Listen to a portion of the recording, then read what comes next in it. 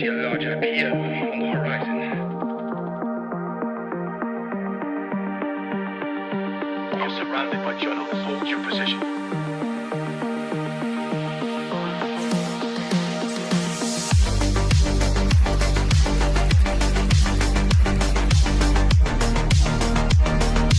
Overnight success. The Blazinator 3000.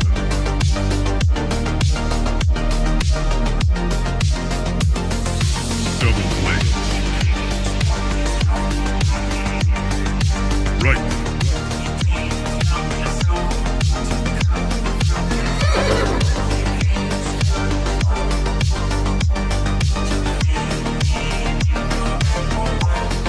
That's misinformation.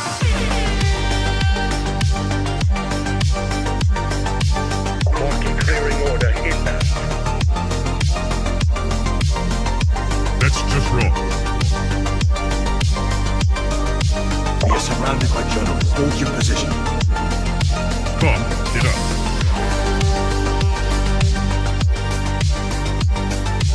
Trust the experts. Vibe coding. We are experts. Founder mode. Vibe coded. I see multiple journalists on the horizon. Stand by. Experts. UAV online. Glaze. Double glaze. Triple glaze. Double kill. Vibe code.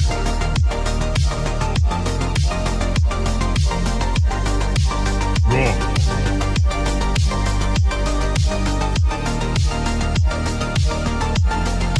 Pump is up. Glaze.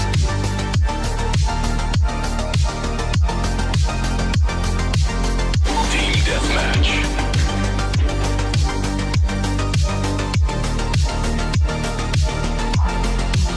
We are experts.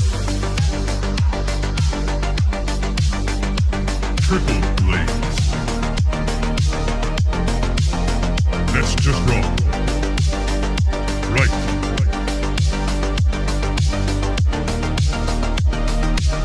Market clearing order inbound. Come, get up.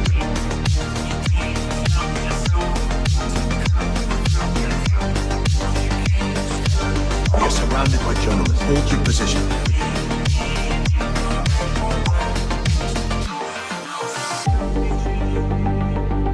Strike one. Strike two.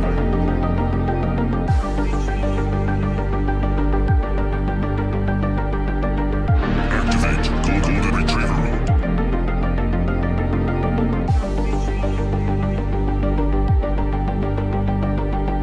Trust the experts. Market clearing order inbound. Vibe coded.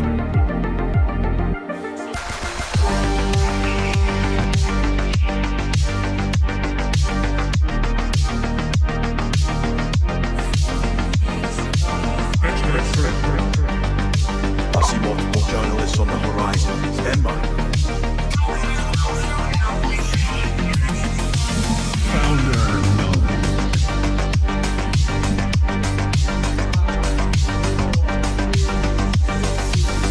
You're watching TBPN! Today is Tuesday, January 20th, 2026. We are live from the TBPN Ultra Dome, the temple of technology, the fortress of finance, the capital of capital. Ramp, time is money. Save both. Easy to use corporate cards, bill pay, accounting, and a whole lot more all in one place. Davos not the best way to save money. Apparently very expensive if you go, but a lot of people have been, and for good reason, because there's a lot of news happening in Davos. Mainly, a lot of it's focused on Trump, a lot of it's focused on Greenland. I'll give you a little tour of the Wall Street Journal. Trump's amped up rhetoric on Greenland puts issue center stage at Davos. Why don't you pull up the cover of the Financial Times, too? The Financial Times is, you want me to do this bit? Here we go. The markets are in turmoil. The Dow slid 800 points. Treasury prices are dropping. You know that if you're investing, you got to do it on public.com. Investing for those who take it seriously. Stocks, options, bonds, crypto, treasuries, and more with damn great customer service. That's right. So the front of the Financial Times, it says, Trump keeps seizure of Greenland by force on table as trade tensions mount. And so this is one of the most aggressive images that I can imagine running on the front of a international newspaper. Now, the Financial Times, of course, is a British paper, so much less just different dynamics with the current American administration. Trump, I think, has a lawsuit going with the Wall Street Journal. There's a whole bunch of things that are going on with the American media. But over in the Financial Times, they print some wild stuff. And they printed this image of a Danish soldier pointing a gun at the camera. So Danish soldiers exercising on Greenland. Anybody that's been around guns knows that you don't want to be looking down the barrel a gun at anyone. Crazy. Even a photographer to get a cool picture is typically just completely off limits. Yeah. And so but they went there. What this says to me is that the Danes said, hey, the head of the army has been flown out to the autonomous territory. Danish troops are on the ground in Greenland, and we're doing a photo shoot. We're getting a soldier with a sniper rifle or an assault rifle. We're going to point that at a camera person. We're going to take that photo, and then we're going to send that to the editor of the Financial Times. And we're going to run it on the front page. We're going to run it on the front page. Of course, the Danes don't have the authority to just put anything on the front page, but they pitched it, and clearly they sent the photo, and the Financial Times editor enjoyed it, so he put it on the front page. But it kind of gives you a little bit of a taste of what's going on. The Wall Street Journal is also covering it. Trump threats on Greenland, mobilize allies. That is taking center stage at Davos. But this is a technology show. This is a business show, and we're focused on what Dario Amodei said at Davos. We will pull it up. First, let me tell you about Railway. Railway simplifies software deployment, web apps, servers, and databases. They run in one place with scaling, monitoring, and security built in. So let's pull up the clip of Dario Amodei on stage. He's the co-founder and CEO of Anthropic. He calls out Trump's policy around NVIDIA and China. Let's play the clip. Go out into the world, right? When we're competing against other companies for enterprise contracts, we see, just honestly and candidly, we see Google and we see OpenAI. Every once in a while, we see a couple other U.S. players. I have almost never lost a deal, lost a contract to a Chinese model. But now you have the Trump administration, and I think you've already protested about this, giving high-speed chips, NVIDIA chips to the Chinese. That's right. The thing that is holding them back, and they've said it themselves, the CEOs of these companies say it's the embargo on chips that's holding us back. They explicitly say this. And now, indeed, there are some policies, and I hope they change their mind, to explicitly send not quite our latest generation of chips, although it was reported that even that was being considered, but the generation of chips that's just one back, that's still extremely powerful. And we are many years ahead of China in terms of our ability to make chips. So I think it would be a big mistake to ship these chips. The analogy I thought of, if you think about the incredible national security implications of building models that are essentially cognition, that are essentially intelligence, right? I've called where we're going with this a country of geniuses in a data center, right? So imagine 100 million people smarter than any Nobel Prize winner, and it's going to be under the control of one country or another. So I think this is crazy. I think it's it's a bit like I don't know, like selling nuclear weapons to North Korea and bragging, oh yeah, Boeing made the case. So your friend David Sachs is basically arming the Chinese. I wouldn't refer to any particular. I would just say trying to put words in his mouth. I think is akin to yeah, it's not giving nuclear weapons. well. Okay, I want Jordy's reaction, I want Tyler's reaction, but first I want to tell you about Labelbox. Reinforcement learning environments, voice, robotics, evals, and expert human data. Labelbox is the data labeling factory behind the world's leading labs. Tyler, what's your reaction to that? How do you interpret that? How big of an issue is the China question right now? What are you reading into Daria's rhetoric there? Yeah, I mean, I think it's like fairly reasonable if you basically think that AI is going to be AGI. It's going to be this massive. We're going to get 10% GDP growth. Because at some point it's like, if it's just like economy versus economy, like we got to be better. Yeah, that's something even that's if you're sort not, of lost. Like, worried about doom. Like, Yeah, because there's also the point there's where it's competition. Like, yeah, like if you're worried about safety, also. So there's like two ways, right? If you think AGI just is going to be massive, economically speaking, and then also on the safety issue, right? Because if you think like maybe China is going to be less concerned about safety, they're not going to be as worried about alignment. That's like obviously a massive danger. You don't want to give the technology to people who don't, worry about the safety aspect. The funny thing about in America, we're like, AI could lead to 10% GDP growth, and China's like, oh, you mean what we did in 2007? When we were growing at 14% GDP growth? Or should we go back to 1970 when we grew at 19%? Or should we go back to 2004 when we were 10.1? Or 1992 when we were growing at 14.3%? Or even in 2021, they had an 8.6 GDP growth. They know 10% GDP growth over there. They felt it. They'll do it with or without AI chips. But obviously, AI chips are big. One dynamic that's interesting is China has obviously a massive advantage in robotics. Yes. And right now we have an advantage in the models. Yes.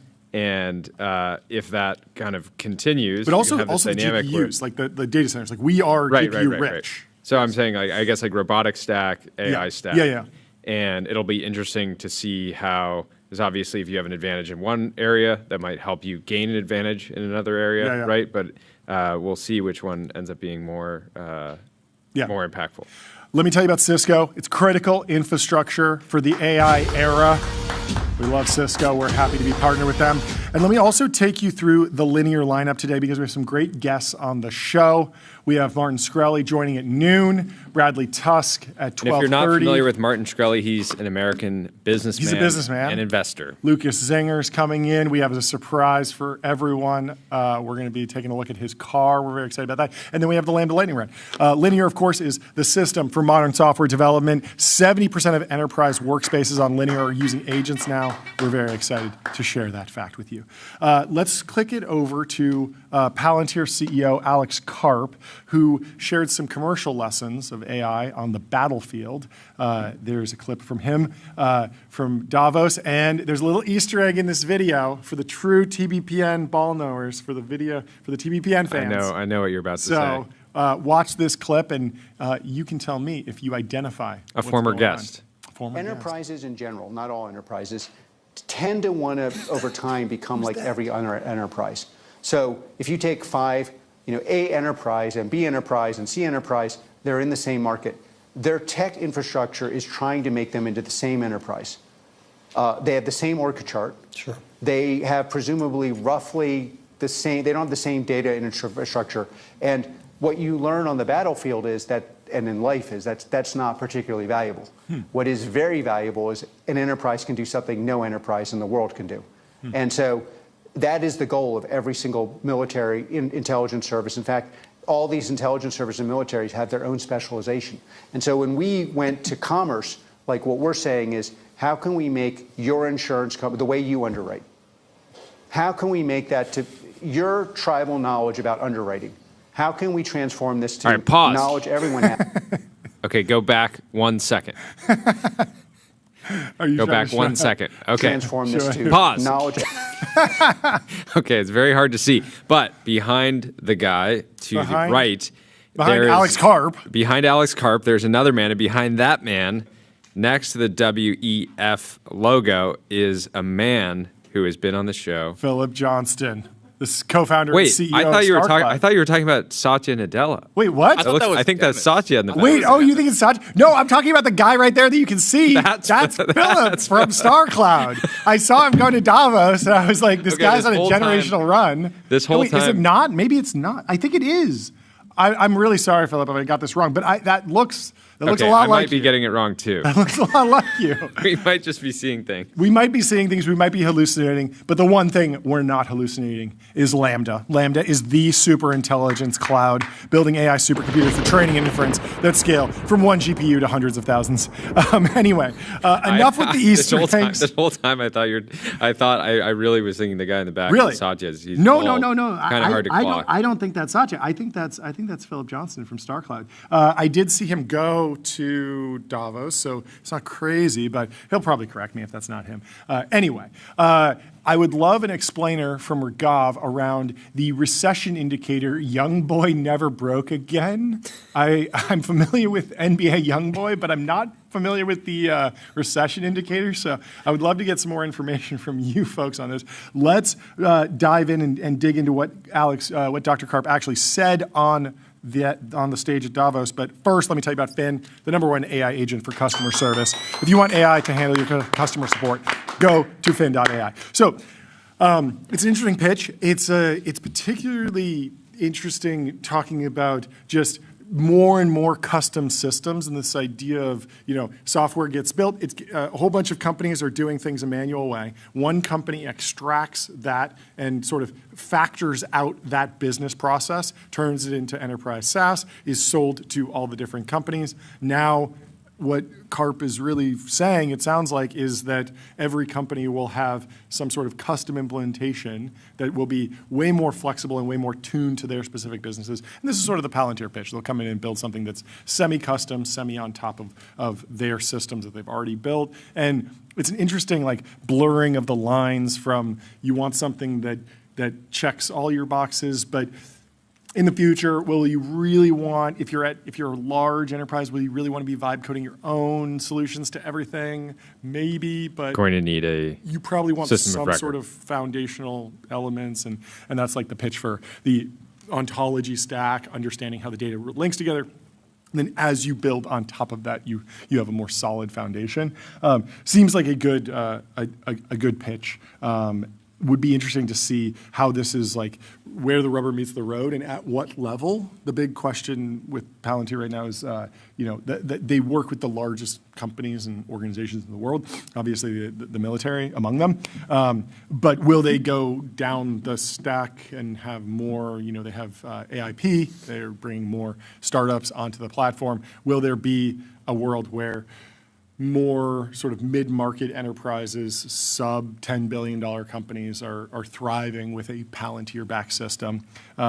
Certainly would be good for the business to just have more customers on board, but will be a dynamic that grows. Anyway, 11 Labs. Build intelligent, real-time conversational agents, reimagine human technology interaction with 11 Labs. And I got to give 11 Labs a shout-out because yesterday, when we spent 45 minutes talking about X articles, I know everyone loved that because I did summarize it in a newsletter piece that you could have read in 2 minutes. But it was fun talking for 45 minutes. One of the things that I brought up was that maybe 11 Labs should do an article reader that would allow you, since there's articles all over X now, to just click a button and have 11 Labs read it to you. Well, they built it, and it's already live, so very, very exciting. 11 Reader is the account here. It says articles everywhere. You can save them with the Chrome extension, listen on the web, or sync to your phone in under 10 seconds. For the bookmarkers out there, for the people that are finding those articles and saying, I'm going to book those, probably a pretty reasonable way to actually get through your stack of articles that you've been meaning to read, but you were busy and you just saw it, and you saw that it got a lot of likes and a lot of engagement, and you want to dig in, but you don't have the time, so you're going to head over and do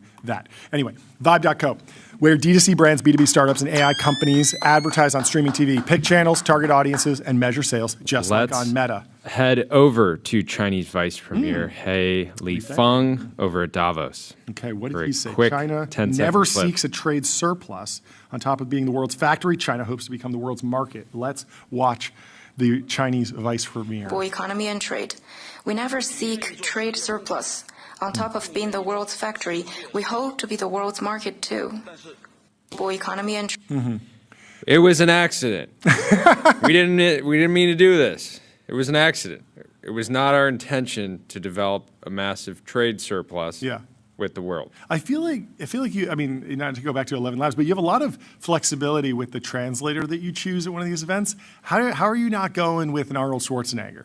You know? Totally. Yeah, like you could have anyone be your translator, so why not throw in a Morgan Freeman or, you know?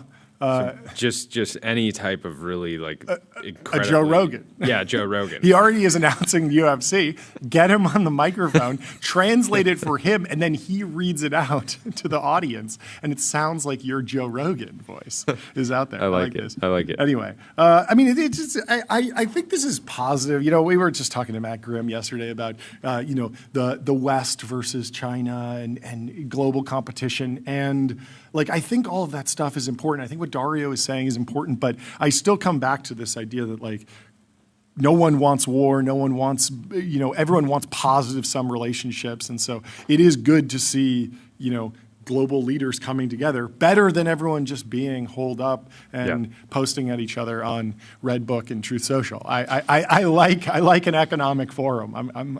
I think Davos is back. That's the real lesson from this year. I think the fact that Trump was going was a big pull. There was a lot of coverage, a lot of interesting discussion around it, and Davos really pulled together a fantastic group this year, and is definitely breaking through in the tech community, in the business community, in the political community, in a way that I don't remember it being as important in last year. And so a little bit of a comeback. You love to see it. Console.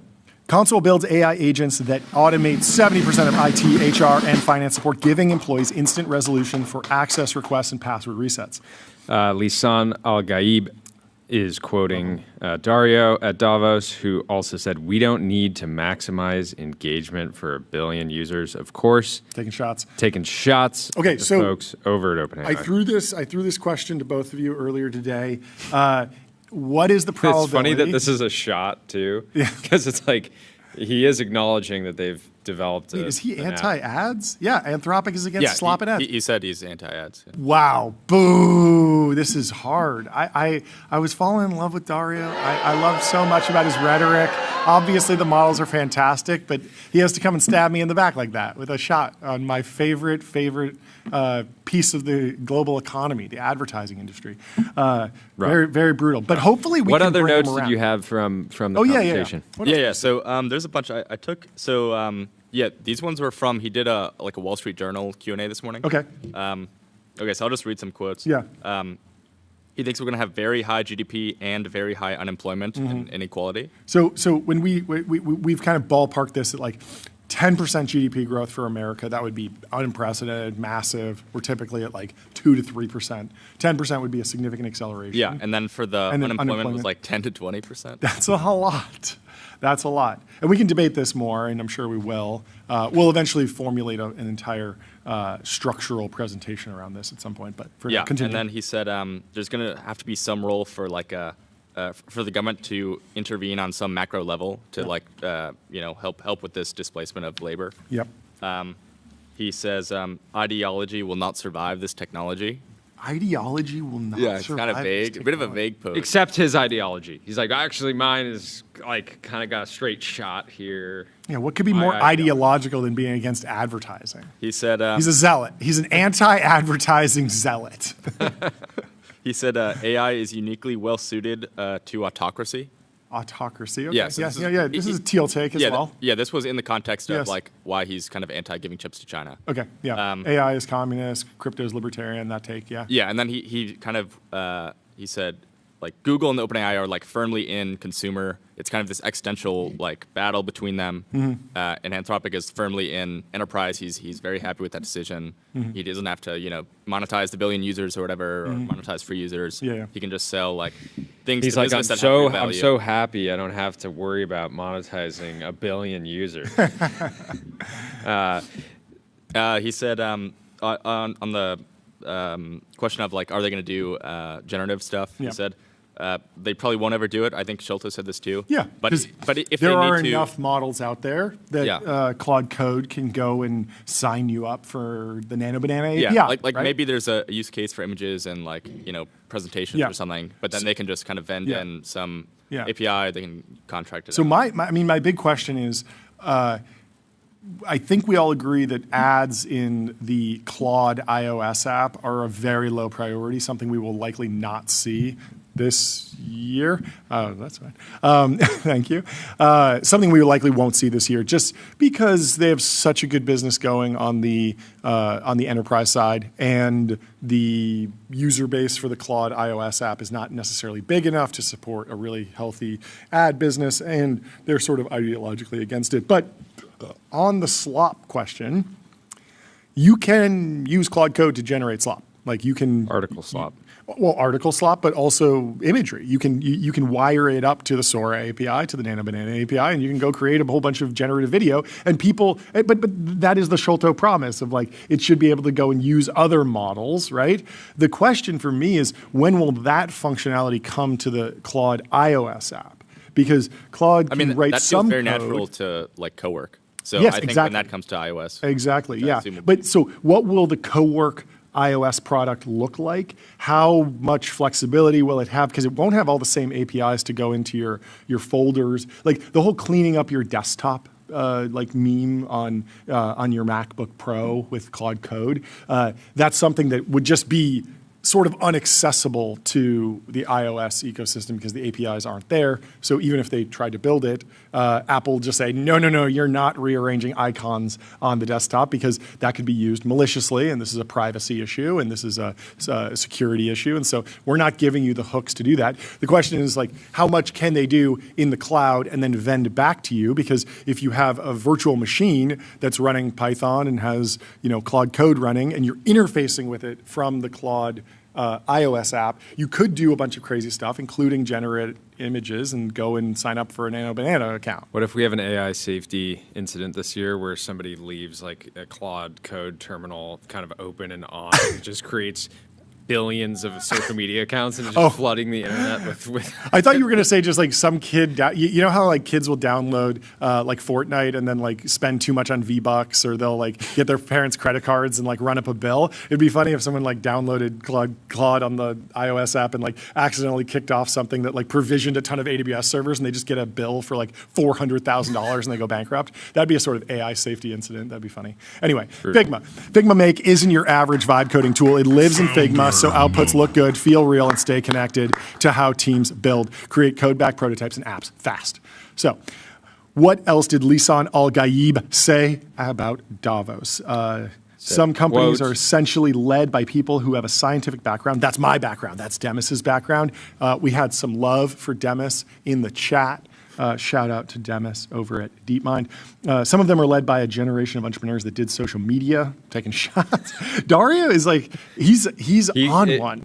Yeah, I mean, he was great at Dealbook. Wildly entertaining. Incredibly to listen entertaining. to, because it's like bold statement, jab. Yeah. Bold statement, jab. And then also people will hit him with the hard questions, and he'll kind of be like, he'll acknowledge, he'll very quickly tell the interviewer, I know where you're going with that, and I'm not going there, but in like a fun way that's not really adversarial. And he never flips it around and like takes shots at them. And is like, why are you asking me that question? I'm not here to answer that question. He's like, no, I know what you're trying to get me to do, but I'm not going to do it. I'm not going to take the bait. But he like knows that it's bait. It's very entertaining. Interviewer trying to bait him into saying that David Sachs was arming the Chinese. It's crazy.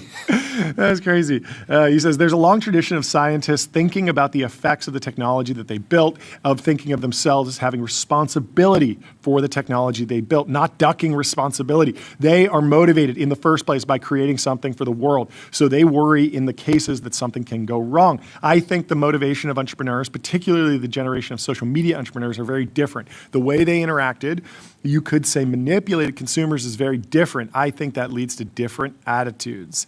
He's taken some shots, potentially at Sam Altman, although Sam Altman not really a social media entrepreneur, but I get that he's in that generation. Obviously, this is more directed. Was he saying Mark Looped? Mark Zuckerberg. Was that a reference to Looped? I mean, Looped was technically social media, but I think of Sam Altman much more of YC, enterprise software, startups, Stripe, like he's never really been in-house at a major social media company that I'm aware of. I don't know, but I take Dario's point, and he's just trying to reinforce this idea that he does think talking about responsibility for the technology that he's building is important. That's the Anthropic vibe and brand, and it's served them very well. Anyway, Plaid. Plaid powers the apps you use to spend, save, borrow, and invest, securely connecting bank accounts to move money, fight fraud, and improve lending, now with AI. Let's talk about Waymo.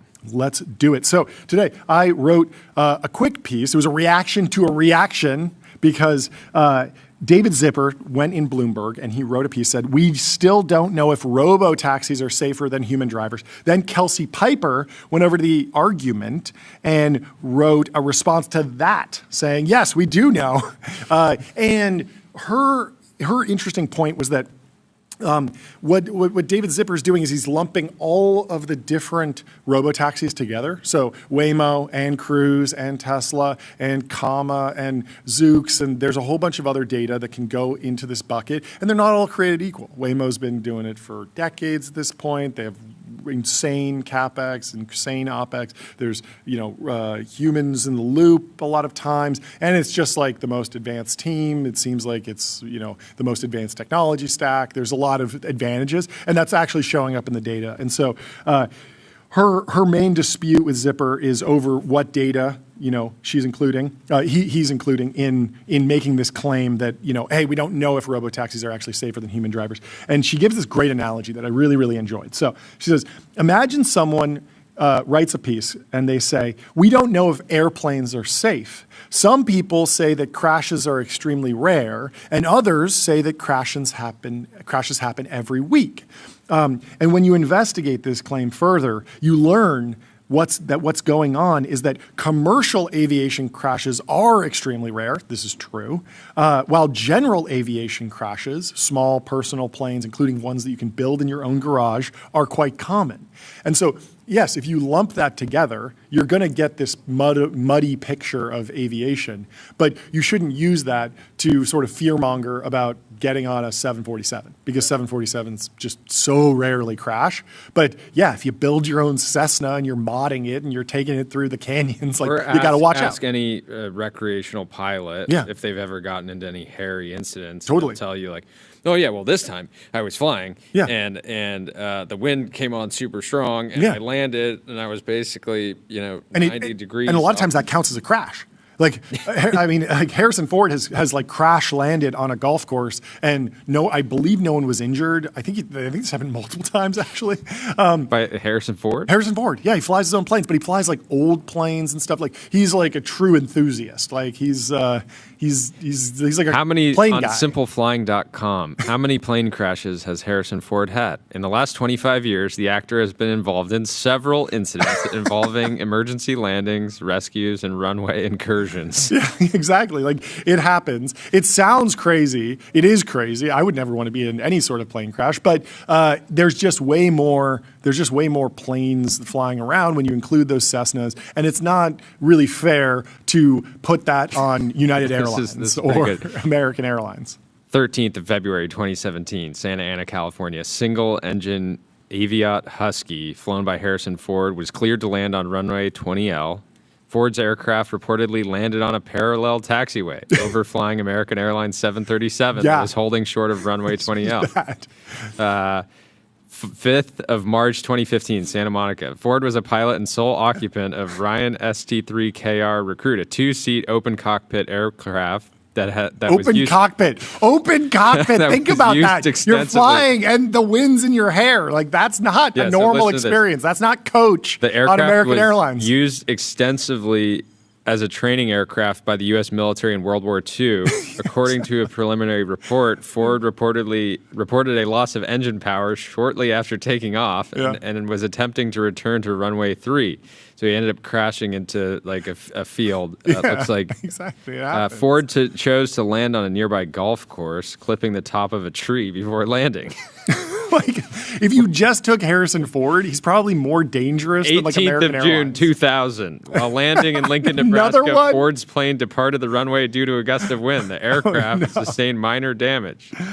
no. 23rd of October. Wait, there's a fourth one? I Ford thought I was was on a training exaggerating. flight in a Bell 206 helicopter when he and the instructor made an emergency landing in a dry riverbed near Santa Clarita, California. So crazy. Although the helicopter rolled over on its left side, neither Ford or the instructor were injured. Yeah. That's all that I can find. Okay, I have another plane story. I mean, imagine four four major incidents like make it into the record. He's got to have at least like 10 more. That he's just like sketchy situation. No one wrote a piece about it. No one saw it. Let's not talk about that. Let's agree that, Hey, calls his PR person. Hey, let's clean this up. How about you take a picture of me outside Erewhon? Call the Paps. I'm willing to give get me coffee an with Erewhon somebody. branded smoothie. We need a new story. We need a different story. I want to be on the front of the New York Post. I'll take the bad picture on the beach of me falling off or something. Anyway, Cognition, they're the makers of Devin, the AI software engineer. Crush your backlog with your personal AI engineering team. So I actually have a friend who's been on the show. I'm not going to dox him, but we have two friends, both of them fly. One of them is extremely serious, has IFR rating. So there's VFR, which is visual flight rules. That's like you take the plane up, it has to be clear because if you get into clouds, you're not trained for that. You can't fly at night. Yeah. Exactly. IFR is you're flying on the instruments, instrument flight rules, and so. We have one friend who's like super by the book, super safe, and then we have another buddy who's a little bit wilder, VFR, and he will rent like the cheaper planes. And one time, like the dial lights went out, and he was landing at night. Shouldn't be flying at night at all. Just like botched the schedule and didn't check sunset. And he has to use his phone flashlight while he's landing to look at the dials as he's coming in on this rickety like old plane that he's flying. People get crazy out there. They get confident. It is very dangerous. But just like if you're getting into personal aviation, flying your own planes, the jump in safety from VFR to IFR is significant. Like the IFR guys like crash way less. So highly recommend that if you are getting into flying your own planes. Anyway, Restream. One live stream, 30 plus destinations. If you want to multi-stream, go to restream.com. So Waymo is funny to write about because there's still a class of people that are writing the stories about like, hey, Waymo's actually safe. And I'm like, I completely buy it. I'm in. I roll the Waymos out everywhere. I've been in them. I feel safe in them. I've seen the data. I think they're safe. I'm just like, my eyes glaze over when someone's like, I'm going to blow your brain out. I'm going to blow your mind. Like, Waymos are safe. Robot car. I'm like, safer. I'm in. I'm totally in. But there's still this debate. And most people in tech are debating about just Waymo's unit economics and like, can they beat Tesla? What happens there? And so typically, I don't really wade into the safety thing because I think it's very safe. But this Piper piece, this piece by Kelsey Piper, did make me wonder about what happens if you further segment the human driver population. So we need to segment robo-taxis into Waymo and everyone else because Waymo's so good. But how does Waymo compare against the best human drivers? And I wasn't thinking like the Lewis Hamiltons of the world. I'm sure Lewis Hamilton could be superhuman at driving if he needed to. I wanted to think about it more as like, if I'm an insurance agent and I'm underwriting a class, a group of people, what would I be going for? And are they better than Waymo? And you can't look at fatal crashes per 100 million miles because there have been so few fatal crashes in Waymos, and there's just not enough data yet to look at that. So what you can look at is any injury crashes per million miles. And the Kelsey Piper piece is really good. It goes into a bunch of different methodologies for data collection, looking at incidents where Waymo's airbags release, because that's a very binary moment where there's a question about like, well, what's an injury? Like if somebody like got motion sick and then they had to go to the hospital, like does that count as an injury? Or like what if they were getting out of the car and then they fall? Like does that count? So there's all these things where it's like, does it count? So anyway, the best data that we have on Waymo is any injury crashes per million miles. For the average human, it's about 4 any injury crashes, so any injury that counts, 4 per million miles. Waymo is way better, 0.75, so about 5 times safer than humans broadly. But there's one very specific case where humans, I believe, are safer. Now, there's debate about the data. I just had Claude like crunch it all together and try and pull a bunch of stuff together, but I think this holds. So a married 60-year-old woman who's college educated and is driving a large luxury SUV in Massachusetts on a Tuesday morning is closer to 0.5 injury crashes per million miles. Is the Tuesday morning part real? Yes. So the most dangerous time to drive, and I'll flip it around, the most dangerous time to drive is midnight on a Saturday, because that's when people are at the bars, they leave, they're drinking, and so it's dark, it's the weekend, there's a lot more people on the road, they're driving much faster, they're getting places, they might be inebriated or under the influence of something, and so Tuesday morning is the safest time to drive. And so basically I looked at all the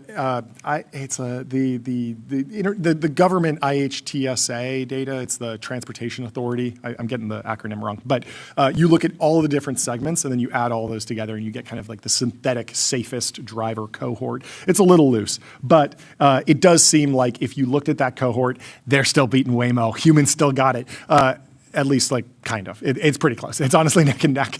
So none of this should take away anything. None of this should take away Feels from like a Nathan Fielder episode in the making of, like, studying the women in Massachusetts. Yeah, like, what do they do? Drivers on the planet. And he's just interviewing all of them to, like, married 60-year-old college-educated women. Comes to, like, the exact wrong conclusion. Oh, yeah. We need to get everyone married and college-educated. The conclusion is everyone needs to move to Massachusetts. Yes. And well, it's the married 60-year-old women that need to be the taxi drivers everywhere in the world. Yeah. They need to be. It's like instead of Waymo, he starts like a competitor to Waymo. Ride hailing. That's just them. Yeah, that's just them.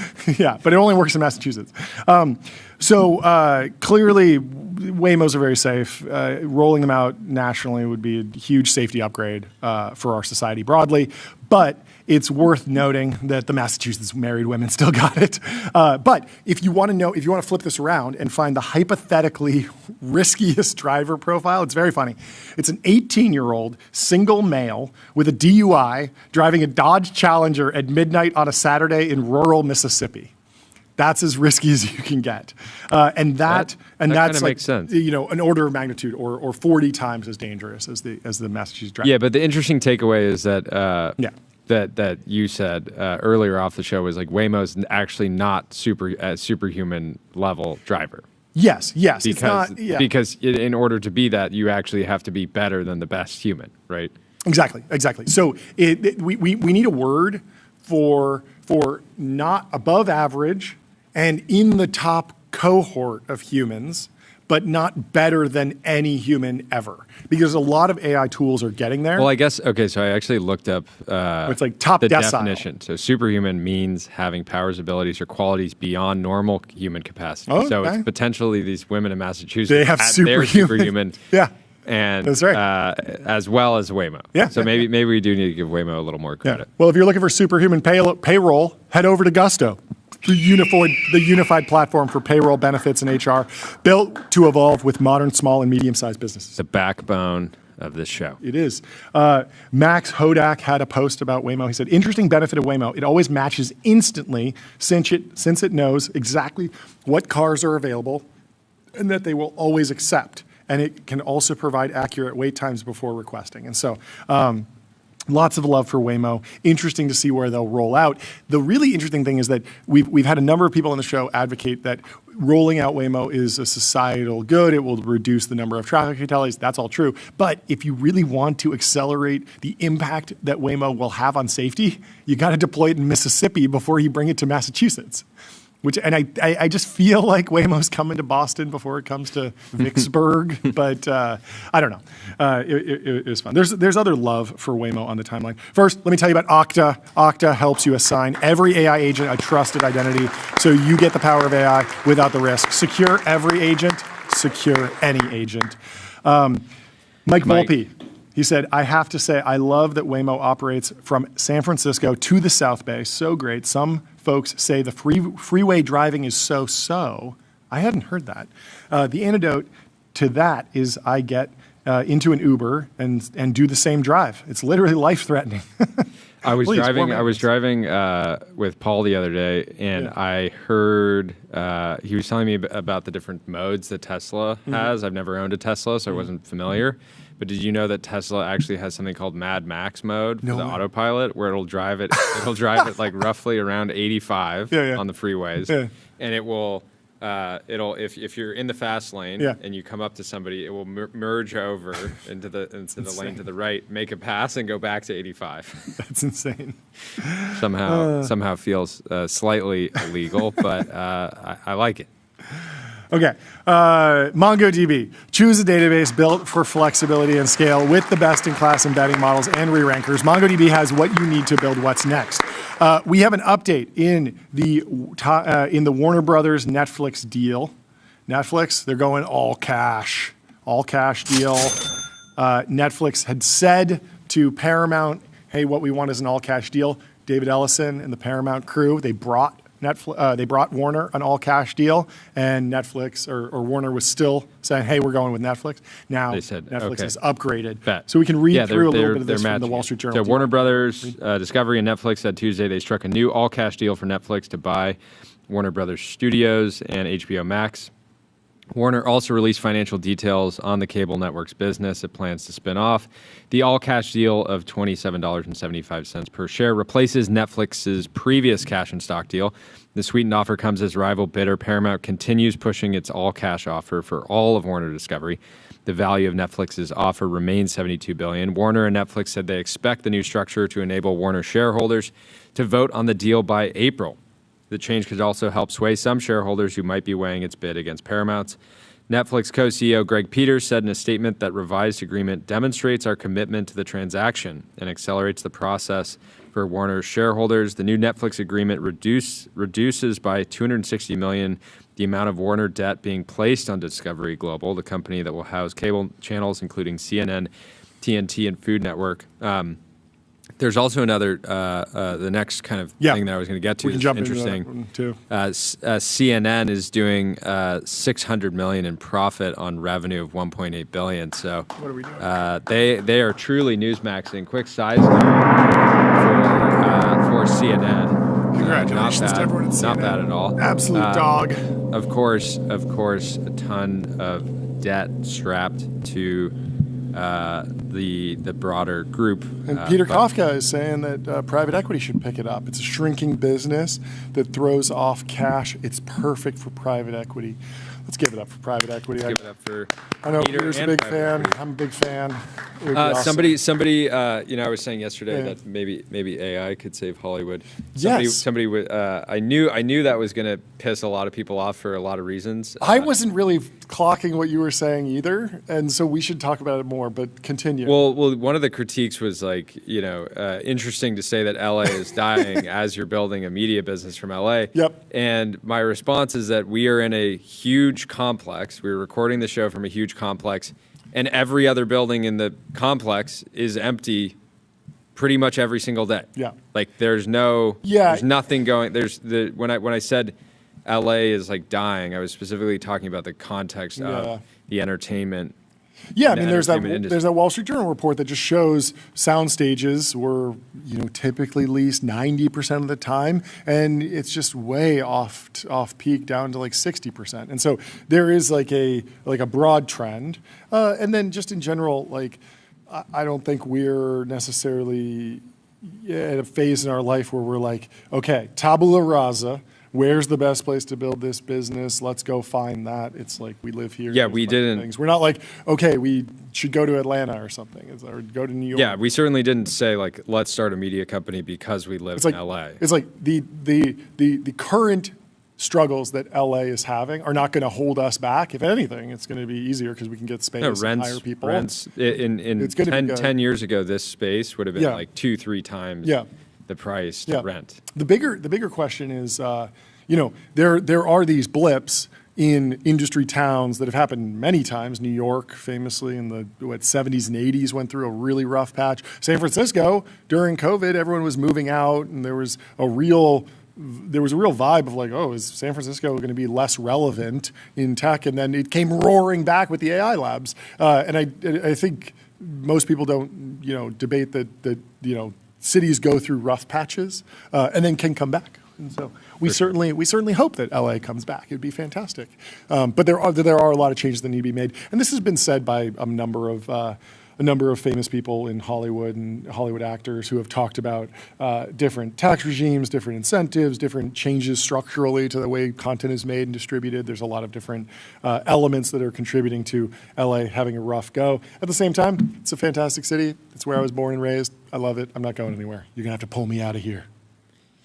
He's not leaving. He's not leaving. Gemini 3 Pro, Google's most intelligent model yet, state-of-the-art reasoning, next-level vibe coding, and deep multimodal understanding. In its Tuesday filing, Warner projected $17 billion of revenue in 2026, adjusted, I won't explain EBITDA, but 5.4 billion of EBITDA. Those figures are expected to decline to 15.6 and 3.8 billion respectively in 2030. The only individual network projections were CNN, which I just shared. They're increasing. They're expecting to increase revenue to 2.2 billion in 2030, and expecting to continue to grow EBIT as well. Well, Netflix seems to be doing everything right. As much as I enjoyed the David Ellison profile and learning more about how seriously he takes his business, it does feel like Netflix is just willing to pull out all the stops to get this across the finish line. And if they're able to match Paramount on the cash deal nature and all the different consideration, deal with the regulatory hurdles, it might take a long time, but it does still feel like they will land on it. Yeah, and again, I mean, it just feels like I'm so curious to see how this works out, because it felt like the Ellisons were just putting on this absolute masterclass, and then this one, and then kind of ran into a brick wall with this, right? Yeah, but you could argue they overpaid by a ton for the UFC, which made sense if you had this again. Like if you have all these assets under one roof, it is going to be a really compelling consumer product, consumer subscription. But currently, kind of unclear who this kind of platform is really going to be for. Yeah, it was also surprising to me because Netflix for 20 years has been pure play tech company, right? And many of the previous tech companies, when they come out, like they haven't done a lot of acquisitions of legacy assets that I'm aware of, maybe. But I'm just thinking like social media sort of like disrupted the news business. Meta didn't go out and acquire the New York Times. They could have done some sort of hostile takeover. They have the money, but that never really figured into the business, and they wound up just working together synergistically. And now the New York Times has been growing across social media very effectively, and they've adapted their business model. Both businesses are doing well. They're sort of disruptive to each other, but ultimately they never decided to buy the legacy player. So it was always something that was never on my bingo card of, oh, Netflix is going to buy, a TV channel or a movie studio or a traditional Hollywood player. That just didn't seem like something that was going to be, logically happening anytime soon. And yet here we are. And it makes a lot of sense when you think about the assets and the IP specifically and the longevity that will bring when you get Batman and Superman on Netflix. That's going to be exciting. Anyway, Sentry. Sentry shows developers what's broken and helps them fix it fast. That's why 150,000 organizations use it to keep their apps working. We got a deal. We got a pact. It's not just a deal, it's a pact. OpenAI and ServiceNow, they struck a deal to put AI agents into business software. ServiceNow, one of the greatest software companies in history, one of the few to reach revenues at their scale. The line from the Wall Street Journal is, the AI model maker and business software provider, they signed a 3-year pact. I like the word pact. That underscores how AI... The partnership economy is over. Yes, you got to do pacts. Press release economy is over. Yeah. This is the pact economy. No more deal guys, no more deal titans, deal makers, pact guys. That's what's next. This is going to underscore how AI agents are increasingly being embedded in corporate software. You heard Dario talk about where he's potentially going up against other labs on corporate B2B deals.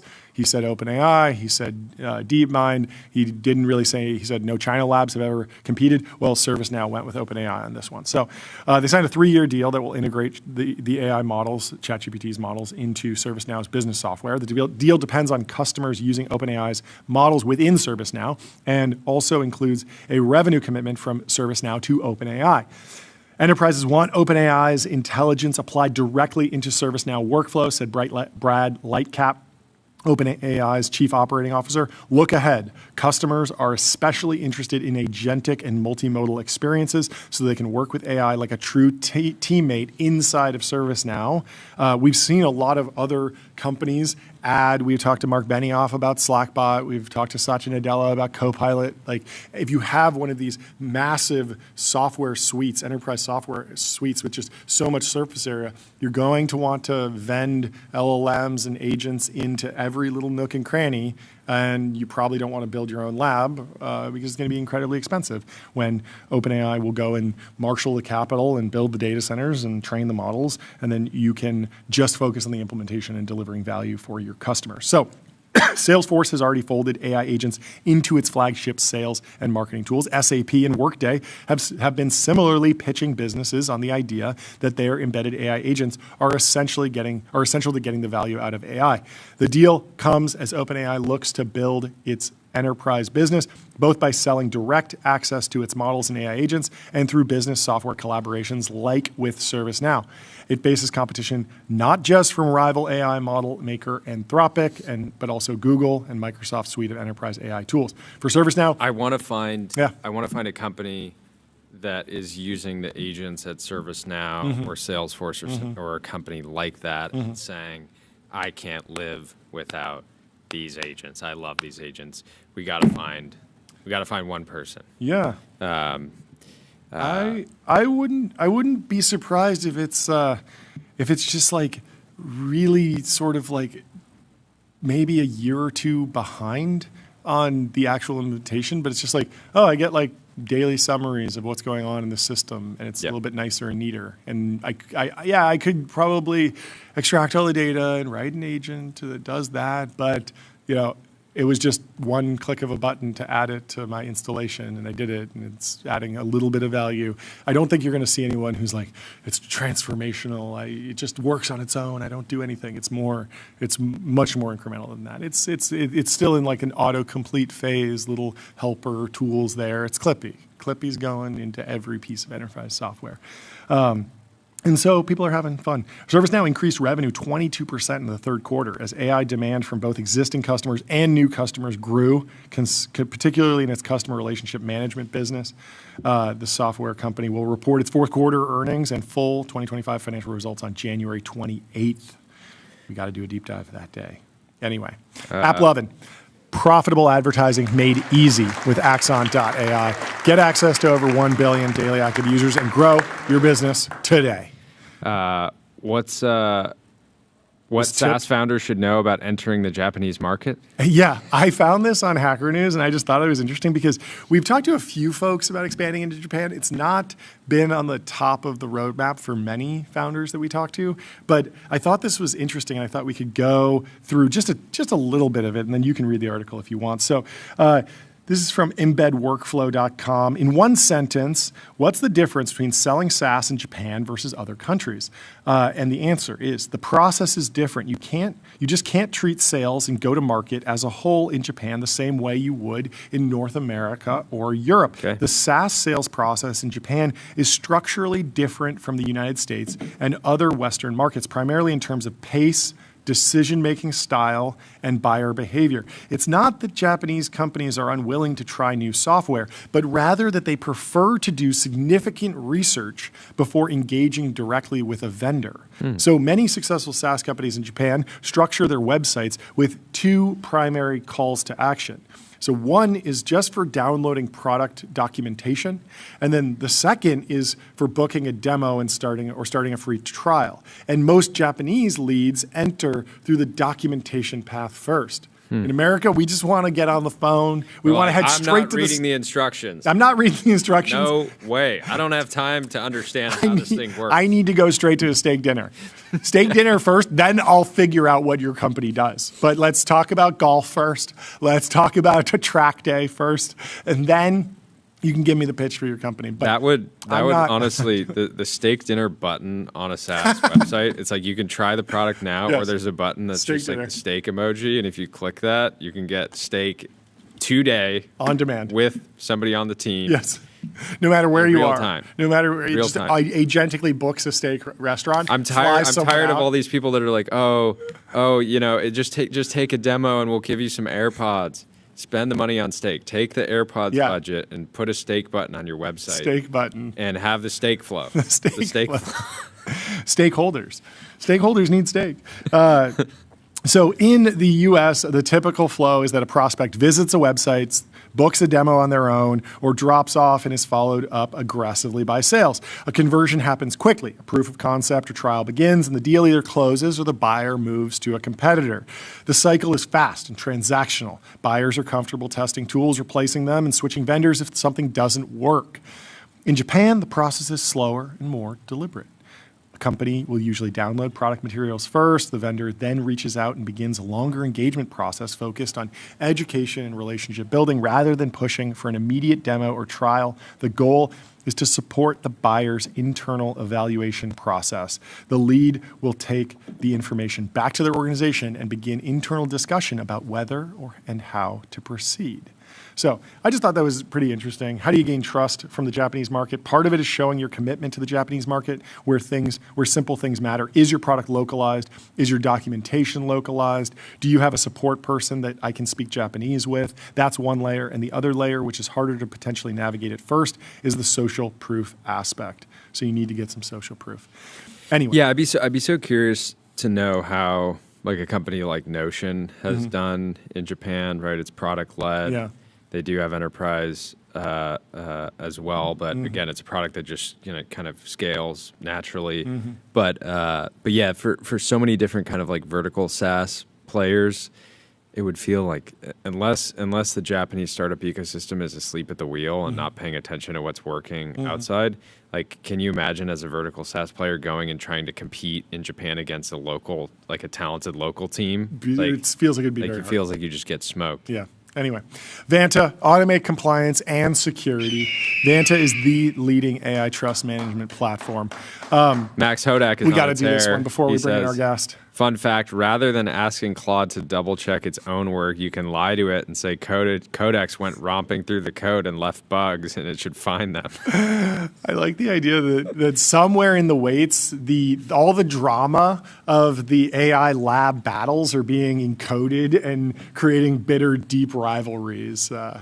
It's very funny. I saw something else about Claude just rejecting a prompt whole cloth. Did you see this? Somebody was like, rewrite this entire app in jQuery, and Claude was just like, no, that's a bad decision, bad use of resources. I'm not doing it.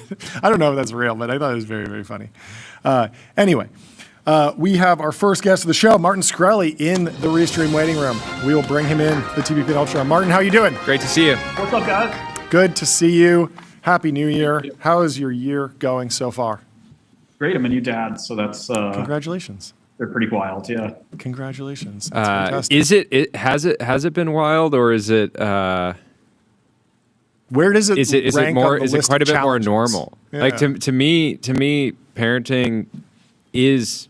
It does feel natural, and so there some people have this idea of like, oh, it's so insane, and it's so complicated, and I have to read 20 books, and other people is like kind of follow kind of your own nature and just like take care of your child. It is straightforward. Yeah, I'm following my nature. I'm following my nature. The kid's got to produce at some point. He's starting to come into work like once a month. There we go. Comes in, goes gagas, entertains the troops here. Perfect. But at some point, some trades, something, do something. Yep.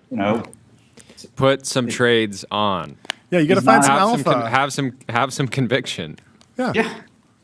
What's the environment like in your office? You guys have remote component? Are you anti-remote? No remote. Remote is evil. I think that if you're going to war together, you can't go to war remotely. It's my people fought the Ottoman Empire, and one man, famous general, stopped the Ottoman Empire largely by himself, and at least that's the legend.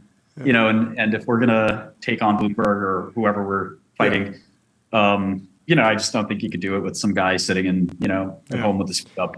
What's the current battle that you guys are fighting, and how is the war going overall? We're going great. We just closed a seed round. We raised 5. Whoa. All right.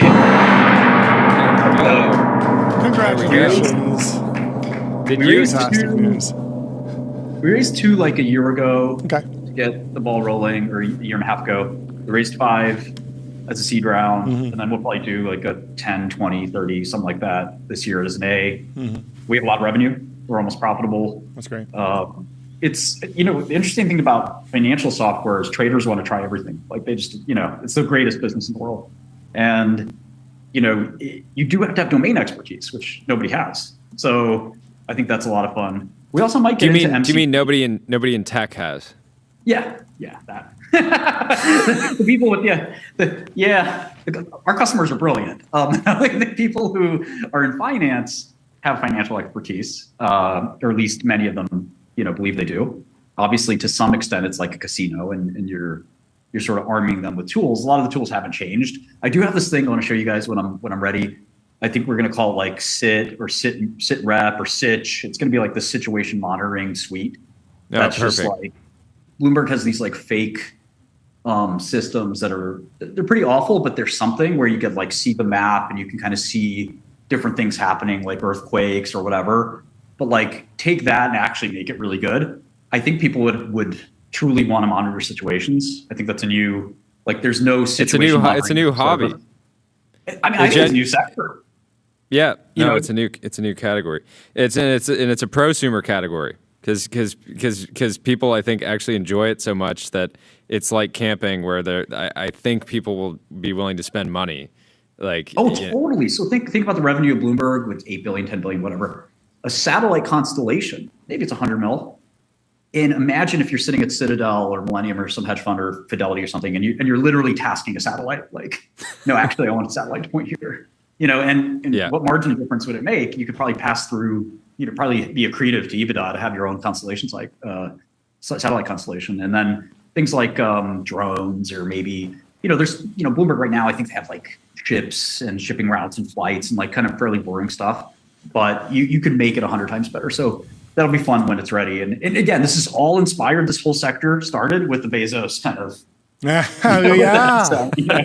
That's right. It really did. What's your take on prediction markets? Do you enjoy them? Do you think that they're valuable uses of information? Do you think it all just winds up being sports betting? Like where does all this go? And we will be trading on what you say here. So do you guys get paid? No. I'm super. I have 1,000x long on you saying biotech at some point during this show. No. All $3 on it. Yeah, exactly.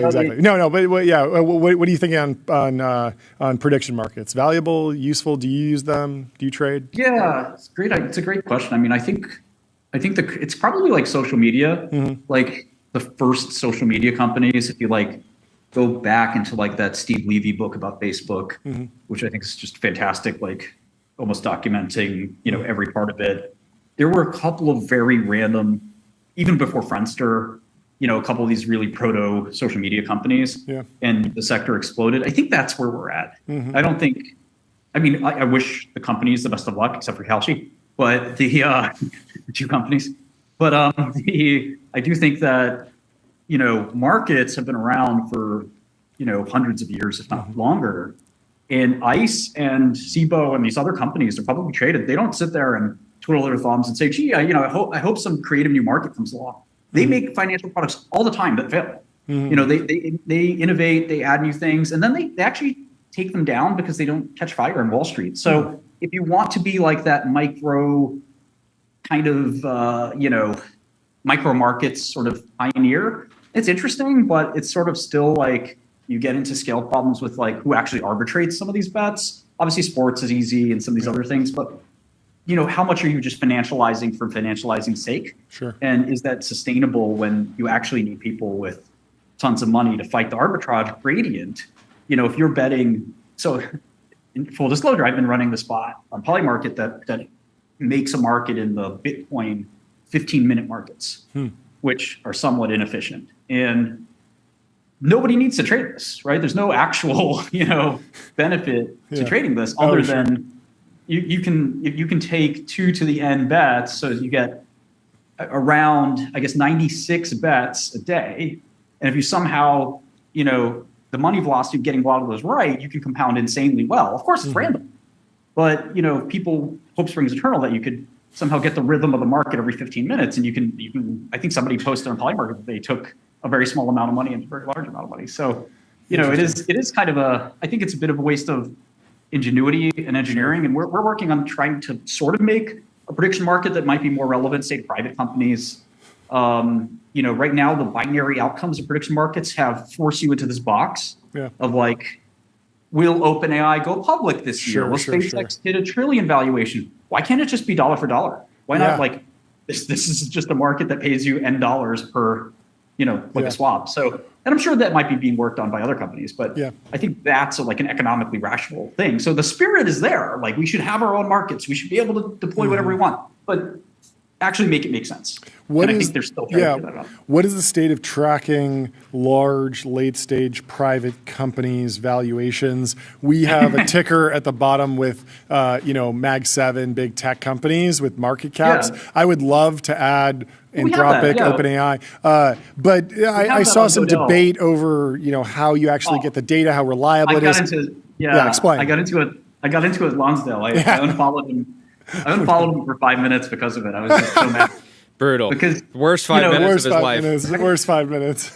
I might have made it a few days, but eventually I relented. But capitulated. I think that what Lonsdale's saying is right in that if he gets invited to a deal for say Ramp or whoever, he was complaining that my Ramp number was too low, and okay, fine, that's fine.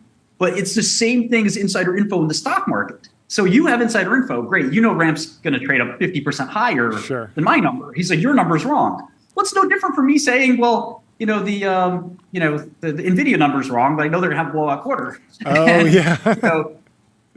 I supposed to know that? My market only reflects the people trading on it, not, the news before everyone else knows it, which is in private, as guys know very well, in private world, that's and that's to be expected. Otherwise, you won't part with your money. But in the public world, you're not supposed to have that information edge. So he's so used to having the information edge because I'm sure he gets invited to many, many great deals that he knows, the price is about to change. And so SpaceX is a really funny example. On our platform, SpaceX price has tripled because Elon sort of dropped this bomb that like, we're going to do a buyback at this crazy price. Obviously not crazy to him, but to the marketplace, they're like, what? WTF? It's like more than doubled in the last few months. Wow. And a lot of the stuff late stage, if somebody, there's so much demand and there's so little supply that if somebody comes to you and they're like, hey, I've got SpaceX at $1.5 trillion, and somebody's like, if I believe Elon can get this thing out at $1.5 trillion, sure, I'm going to be flat over until they get out or whatever, but at least I'm in, right? So I don't know. People will start to be able to justify almost any price up until that point. Sure, and I know Matt Grimm is on this warpath against these SPV hustlers. Yeah. So I feel like the only solution is we have to have a private. We have to be able to trade just like Polymarket, private companies, and there's a big battle brewing behind the scenes over this. We'll see what comes of it. But okay, speaking of Elon, speaking of XAI, SpaceX, walk me through all of the internal secrets that you learned from the infamous podcast. First of all, if your most junior employee went on a cinematic podcast for 90 minutes and just told all about Godel and everything, would you? How would you react? How would you react? I think my first week in hedge funds, I thought this was a good idea, and my sense for asking the boss just kicked in at the last second. Wait, so you were going to call up Bloomberg and say, I got to tell you, we're working on some exciting stuff. I got to tell you about some of our new trading strategies. This specific market is wildly mispriced, and we're going to make a killing. We're printing. I was long the stock, and the company told me, we're doing this newspaper piece. Do you mind giving a quote for it since you're our investor? And I told our CFO, I said, I'm going to be doing this, just so you know. He's like, no, you will not be doing that. Yeah. Okay, so what did you actually learn from the XAI deep dive? I think it's less about learnings and more about like just the gumption of like the way you answer questions. I can understand like, look, you're an engineer, or you should be able to go on a podcast. Questions come up about XAI. You probably see, look, I can't really talk about it. You might drop a few things, but he was really like, people asked, the interviewer asked him, how is Optimus going to roll out? And he was like, let me tell you. That's Elon's job. It's not yours. And so the real reason I kind of came after this guy in a not so like kind of an oblique way is I looked up this guy. I have a lot of friends at XA. I was like, who is this guy? And he had blocked me. I said, oh, no. This is a big thing.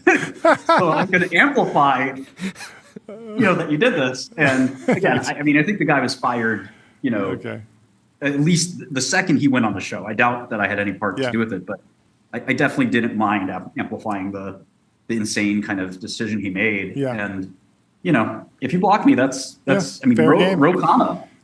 He blocked you too? No, he came at me for absolutely no reason. I said, I replied to his tweet like 80 million other people, like, this is a bad move. And I wasn't a dickhead. I was like, look, I think that the problem is that it's not the billionaires, it's the billionaires and their teams, right? So if Peter leaves California, if Palmer leaves California, if Elon leaves California, it's not just them who leave. It works for them.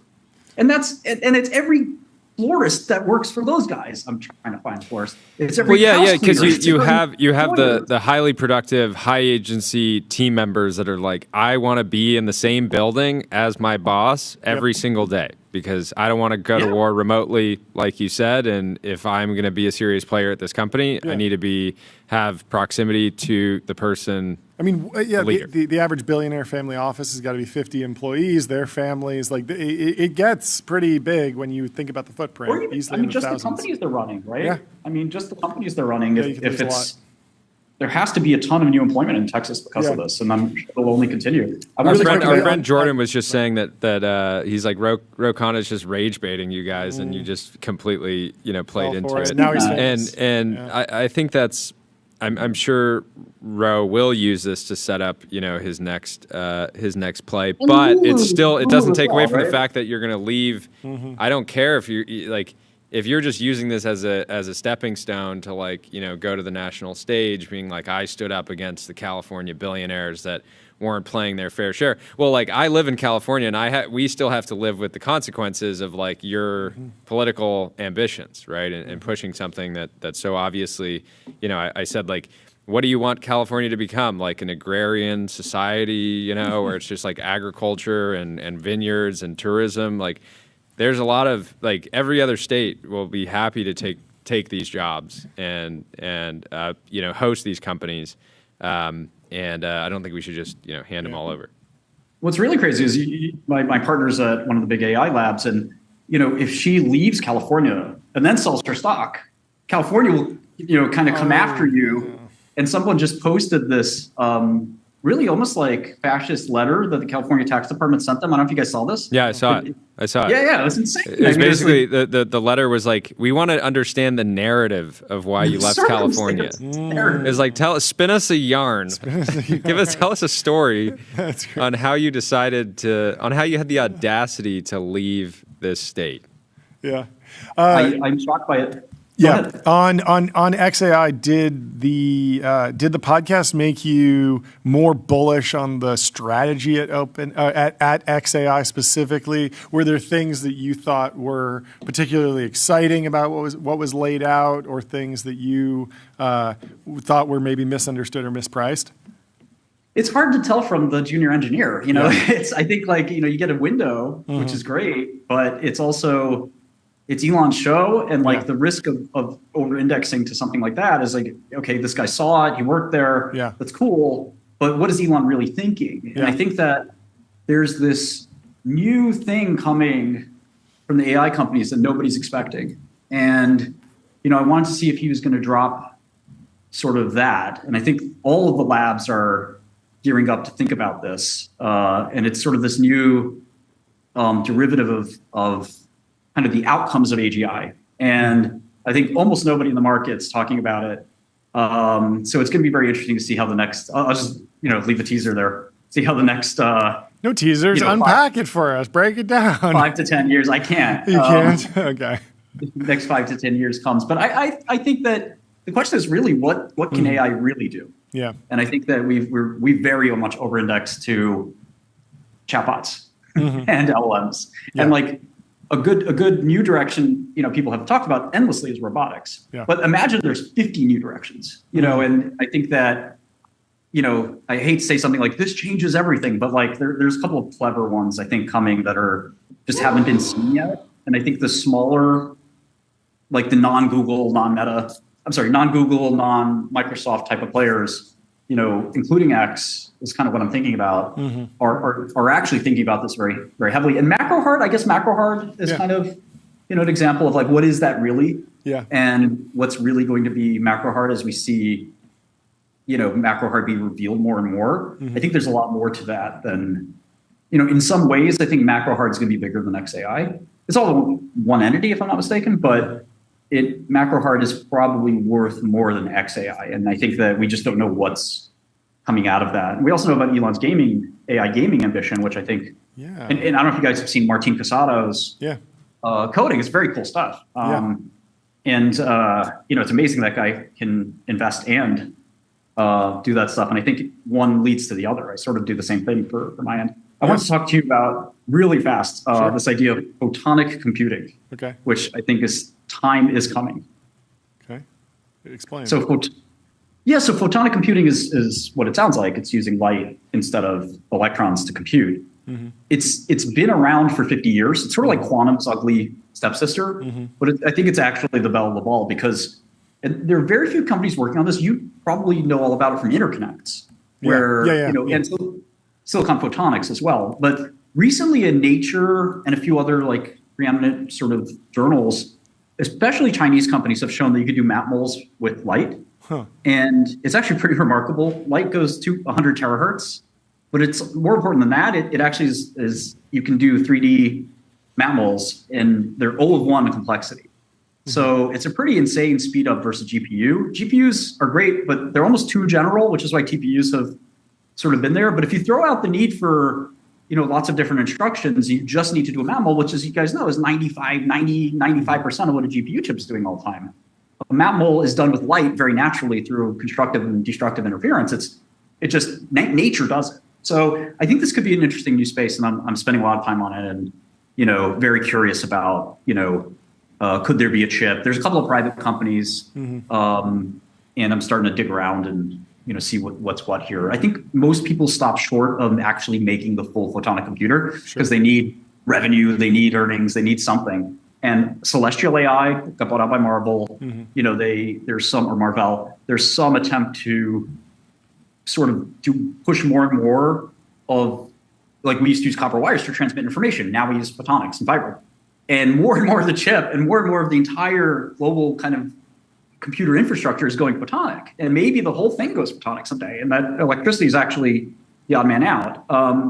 Photons don't have some properties that are perfect for computing, but others, like in the case of map moles, which is now like most of the compute we need in the world, they're actually kind of perfect. So it'll be interesting to see if there's one private Chinese company called Lightelligence, and it sort of has a foot in the rest of the world. They're in Singapore, but they're also a foot in China. They started at MIT, so they're privately held. There's Light Matter, which it's not really clear that they're still pursuing kind of all optical photonics. And then Microsoft's done a little bit in space too. So I'm really interested in this. This is the potential next, like, as we think as Grok, the acquisition of Grok has sort of end the quantum insanity. This is kind of why I care about this in the first place as a biotech guy. This is very weird for me to think about this, but the Grok acquisition for 20 billion, the quantum crap that's trading for 10 or 20 billion, people really want to think about what's next in compute. And of course, the unconventional and their raise at 5 billion just for a new co. It's all sort of clear that anything that can be an NVIDIA map mole, in my opinion, could be worth trillions. What's the state of the quantum computing market? It seems like the companies have not sold off, but you went viral on a podcast sort of breaking down your overall thesis. Is the market sort of waking up to your way of seeing the timelines around quantum computing or the impact of quantum computing? Or is there still more work to be done on your end? Yeah, so I think there's no more thinking that needs to be done. I think this is a war of attrition where both sides are right. And this is why I kind of started to look for other kinds of compute. And as you know, our great friend Jeff Bezos has his own kind of compute. So like the point is you got a 5 trillion market cap. And if you bought a stock at 5 billion, which is not a small cap, that's a big company. Yeah. Most of us would be very happy to exit at 5 billion. You can still get 1,000x. That's right. crazy. If it's the next NVIDIA. So if you even have a 0.1% chance that one of these quantum stupid companies is the next NVIDIA, I mean, take a flyer, you get 1,000x. So I feel like there kind of is a rational thinking there, even if it's impossible. You know, who's to say what's the difference between 0.1 and 0.0? It's the kind of difference I think about, but most other people don't care. And so any chance to get, it's like the menu problem. What's on the menu for the average Joe versus what's on the menu for you and me? We might get in a Grok round. We might get in an unconventional round. The average person can't, but they can buy $2,000 Rigetti or D-Wave off their Robinhood, and maybe they'll get the same kind of, you know, self-manifesting in some ways, you know, beta. Yeah. But I'm also curious if you guys want to talk at some point, expand this and talk about biotech more. Yeah, sure. Because I would love. I mean, I'm like give us a lay of the land currently, how you're thinking about the year broadly, what's exciting, what's maybe being oversold about AI's potential impact in biotech versus being underappreciated. Yeah, I think that the NVIDIA Lilly have announced this big partnership. Yep. And I've been thinking about drugs and AI more and more and more, and I feel like there is something to do here, but it's not the stuff that everyone thinks about, like drug discovery itself for small molecules or even proteins. I'm not sure AI is very useful. We have great forcing functions for that, whether they're physical chemists or software. You don't need a 10x or 100x improvement in that. The actual part of drug discovery, and I can say this as a very worn out drug company CEO, the biggest problem of drug companies is the people. And there's fantastic people that work at drug companies. It's just that you have 10, 15, 20 different departments that have to talk to each other, whether it's toxicology, preclinical, PK, there's all these little subsections. They all have to talk to each other, and everything gets lost in the translation. Project management is supposed to sit on top of all that. It just often makes it worse. And so you have this like impossible, you talk to anybody that works in big pharma and they'll tell you how ugly it is. And so if you had a machine doing it, it'd probably work better. And I think that more and more companies are gonna, whether it's a drug company or a law firm or anything else, there's gonna be these sort of self-organizing, more decision-making gets pushed down. Sometimes I ask ChatGPT about, what would be a better marketing strategy?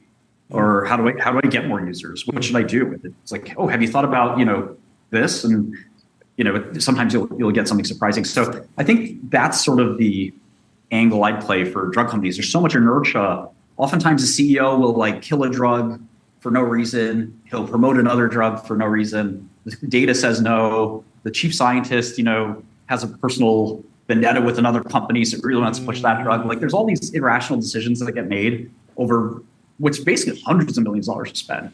And it's remarkably inefficient. So when Vivek came in to try to really upset the apple cart here, as I did too, we sort of did the same thing. It was a little tricky because it's just not an industry that moves fast and breaks things. And for all the occasional luck you get on a drug, there's a lot of that luck is distributed as well. So Vivek got a lot of bad luck sometimes with Roivant. He got a couple of things of good luck. It's done fine. But it's very hard to get the compounding effects that you get. So Lilly has somehow been able to do it because that drug is not going to go generic.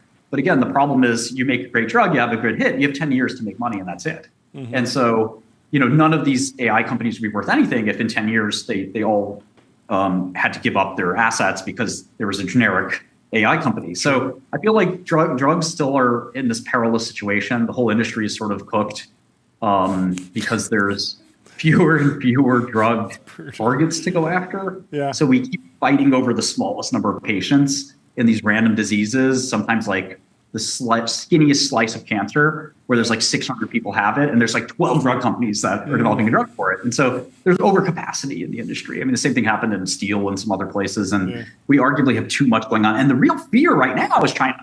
The China drug development capability has gotten so good that there's really no. Well, who was it that was saying like, yeah, was the China I would hate. We all want to cure cancer, but I would hate if China cured it before us. Which is a wild quote. It's wild. Yeah. On the AI impact in pharma drug discovery, what is the lever that we should be watching between more frontier models, basically raising the IQ, making them smarter, more knowledgeable, versus just speeding them up, getting the state-of-the-art models running on Grok or Cerebrus so that it's faster, so you can do more? Or is it more of like a adoption, diffusion, training? You need to just get the CEO to actually turn AI loose in the organization. It's like a change management problem. Well, I think, you mentioned HR, and one thing I think XAI should do is take a little bit of macro hard and build an HR function that when employees say, hey, can I go on a podcast? It just says no. Just quickly, run. I think it'd just be an if statement. And it's like, yeah, if Elon, yes. If podcast mentioned, say no. Anyway, it's keys to success in AI and bio. I think pharma is a misunderstood business. So there was this sort of drug goat, this guy named Paul Janssen. So he created Janssen, and Janssen was acquired by J&J. But Janssen himself just personally invented, I think half a dozen to a dozen critical medicines, not like Me Too's or anything like that, but like he personally discovered, I think the first antipsychotic, fentanyl. Several massive. From the creator of fentanyl, we have It wasn't that back then, right? No, it was good. It's very useful. Yeah, in many cases. How are you processing the peptide boom? Yeah. Well, that whole thing is another story, but I want to get back to Paul. So sure. There's statues of this guy, et cetera. We need more Paul Janssens, whether they're digital synthetic sort of intelligence or not. Yeah. The drug industry is an idea industry. Okay. It is not an industrial process. It's some guy sitting down saying, you know what I think would stop cancer if we made an HDAC inhibitor? Well, actually, people tried that. It doesn't work. And then somebody saying, I read a paper about this, and actually maybe this would do it. It's the same thing as like getting a digital Ilya who can just go and try a bunch of AI research ideas. You get the AI researcher in a box, turn that loose, and then that unfurls into progress. Certainly a challenge. Is that constrained by hardware, compute, scale? Are you still scaling pilled, or is there an idea that will lead to that?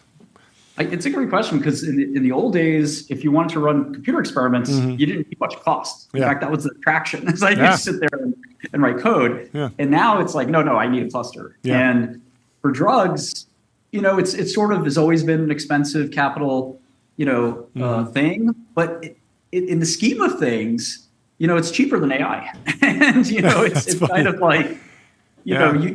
You could probably get some proof of concept in animals and people for less than you might imagine, and then from there you could develop a portfolio of drugs. So I think that getting the idea part of the drug discovery industry more sort of capable is one thing AI can help a lot with, and that downstream makes less expenses in clinical trial development and also the decision making. Somebody looking at the data and saying, look, this drug is a dog. Let's not do a phase 2. Let's not do a phase 3. And oftentimes the scientists and the companies have Wall Street wants us to see us in phase 3. We can't really fall behind our rival.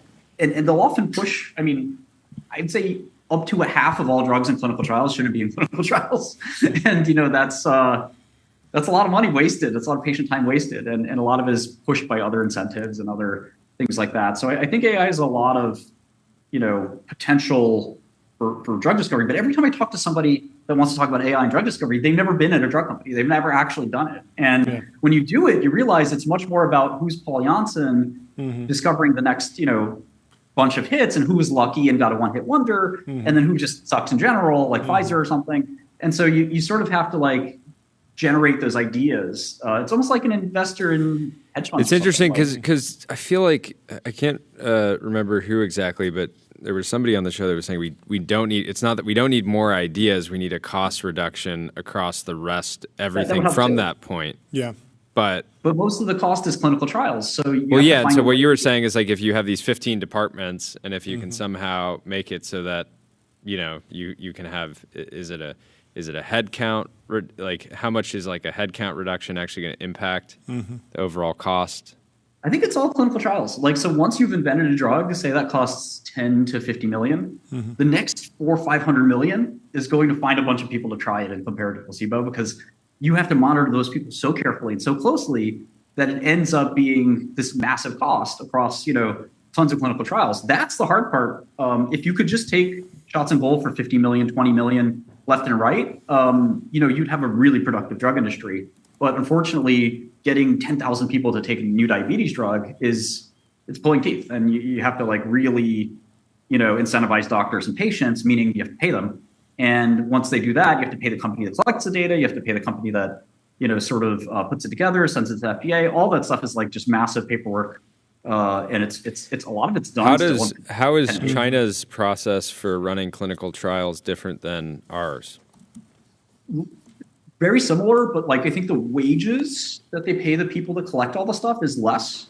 And I think that they sort of have it a little more streamlined. I mean, it's amazing what they can do. So one of the things that confused me about China the first time I looked at it in biotech was the average mid-sized American biotech is 100 people, 200 people, maybe 300. But in China, it's 6,000 people work, same market cap. And I go, wow, how? What are they doing? It's no, we have 800 chemists sitting here. What are they doing? Is that just because of the structure in America? We have more labs and consultants, and we still employ 6,000 people, but it's all at secondary and third tier supply chain companies? Markets. Maybe. I think it might be more capital markets where it's they raise the same amount we raise in the Hong Kong market. So you raise 300 million. So what does 300 million buy you in China? A lot more people. Buys you 800 chemists. 800 chemists.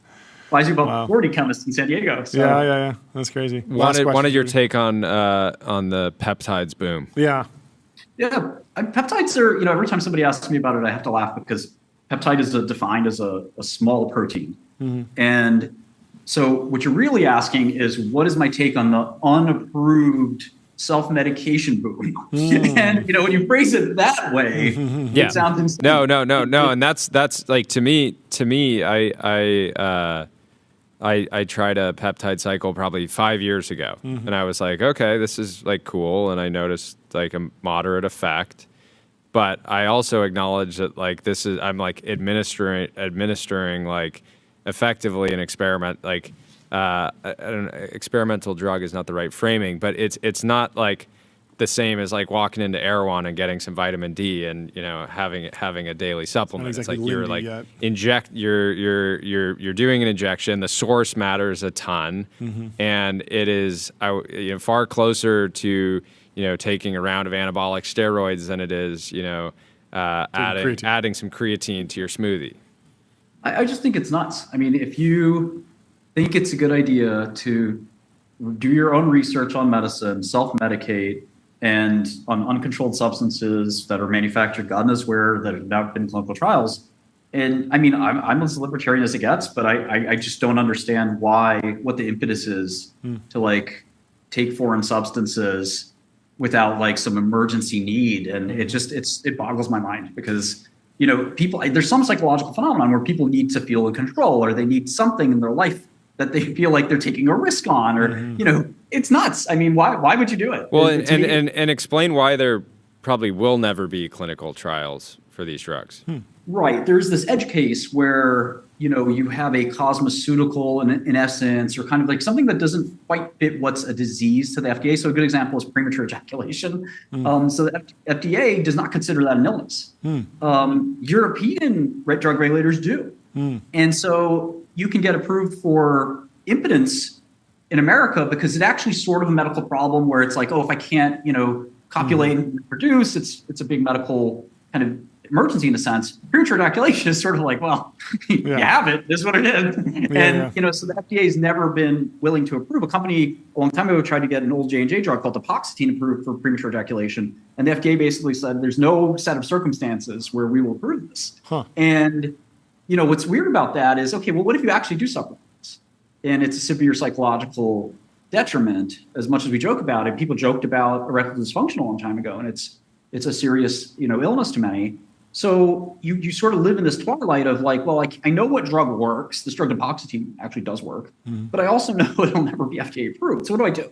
And in some ways, you're sort of like, I'm taking an unapproved, technically illegal substance, and I'm buying it off some shady, third-party market. So eventually, I think we need to find a way, just like almost like what we just talked about for prediction markets. You have these third markets where it's like, you can bet on, what Trump's going to say in a speech, and it's not registered stock exchange, but it's also more than just you and me making a side bet. And it's the same thing with this, where it's like Depoxetine is not a peptide, but Depoxetine is medically useful for that disease. If you call it a disease, FDA won't say no. So it's not like I'm taking some random goop.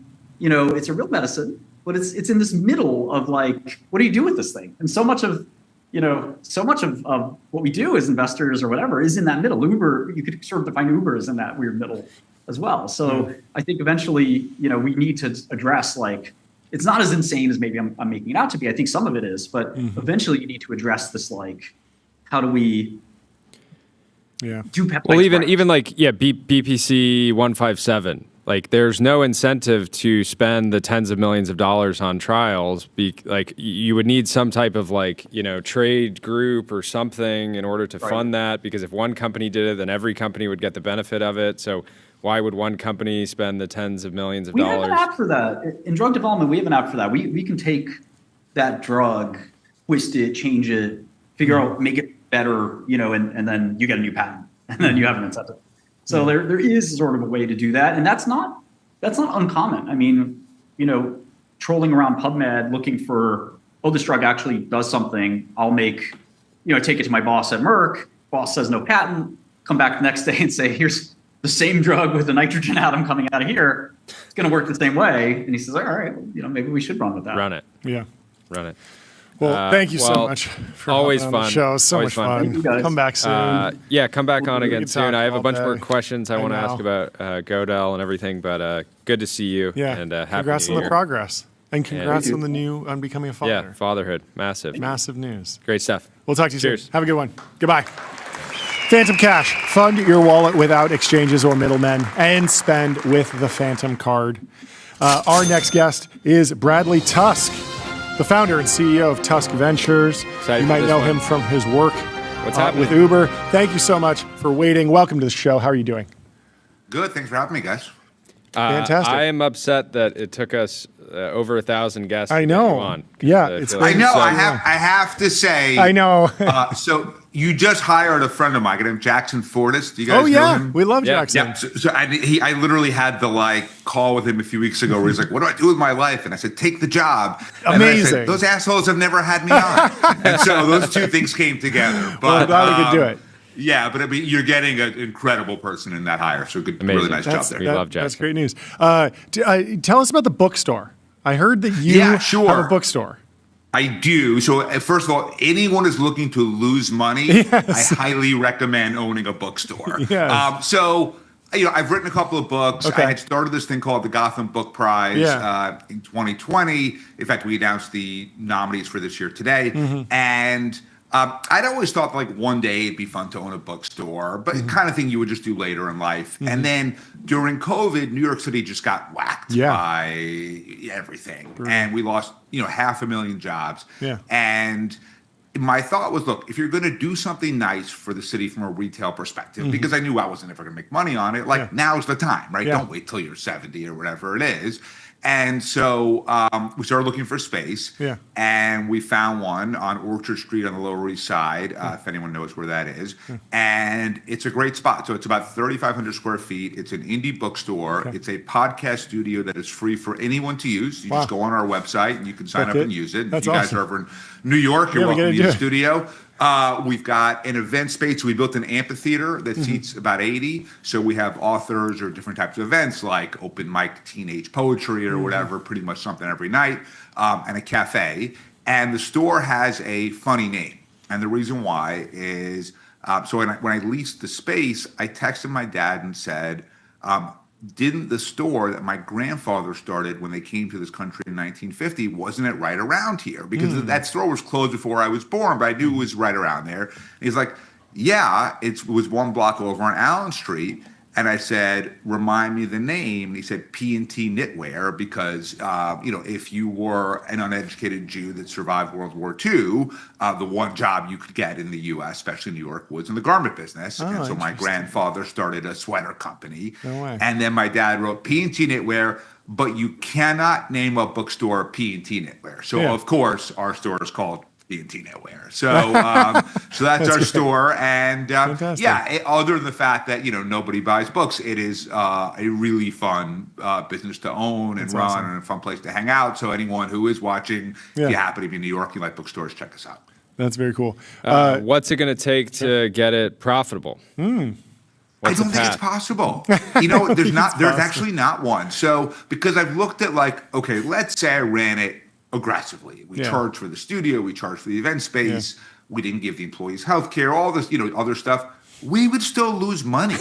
So I don't quite understand how somebody actually makes a living running a bookstore. I'm sure Manhattan's sort of the worst place to do it. Yeah. But even like in LA, like my friend Zibby has a great bookstore in Santa Monica, but the same thing. She's, lucky to, have other money, and part of the way she uses it is to have this indie bookstore. So it does seem like, sadly, bookstore ownership these days is somewhat equated with philanthropy.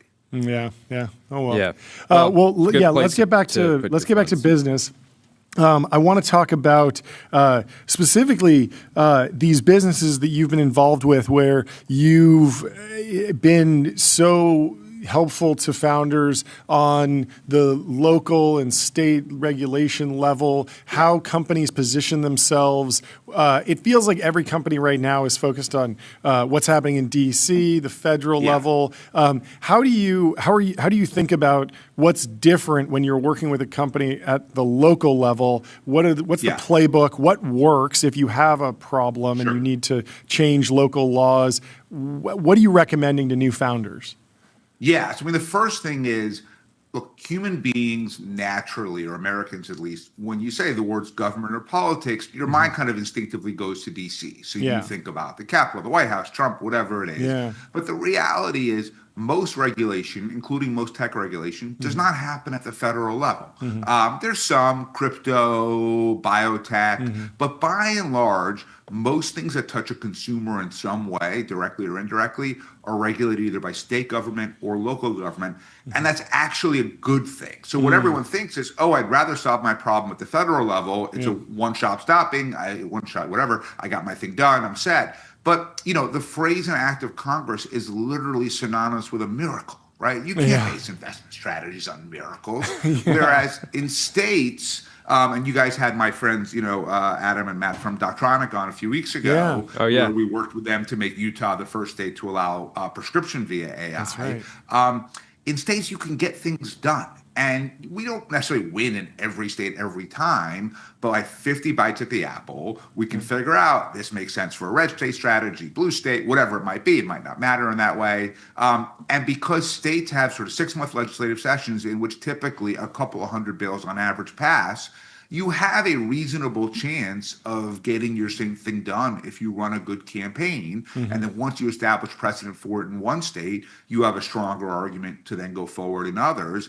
And so when we decide what we want to work on and what we want to invest in, we highly prioritize companies that can get their stuff done at the state and local level, because I don't invest in stuff where I don't think that we can move the needle for the company itself. And I think our odds of doing that are so much better outside of Washington.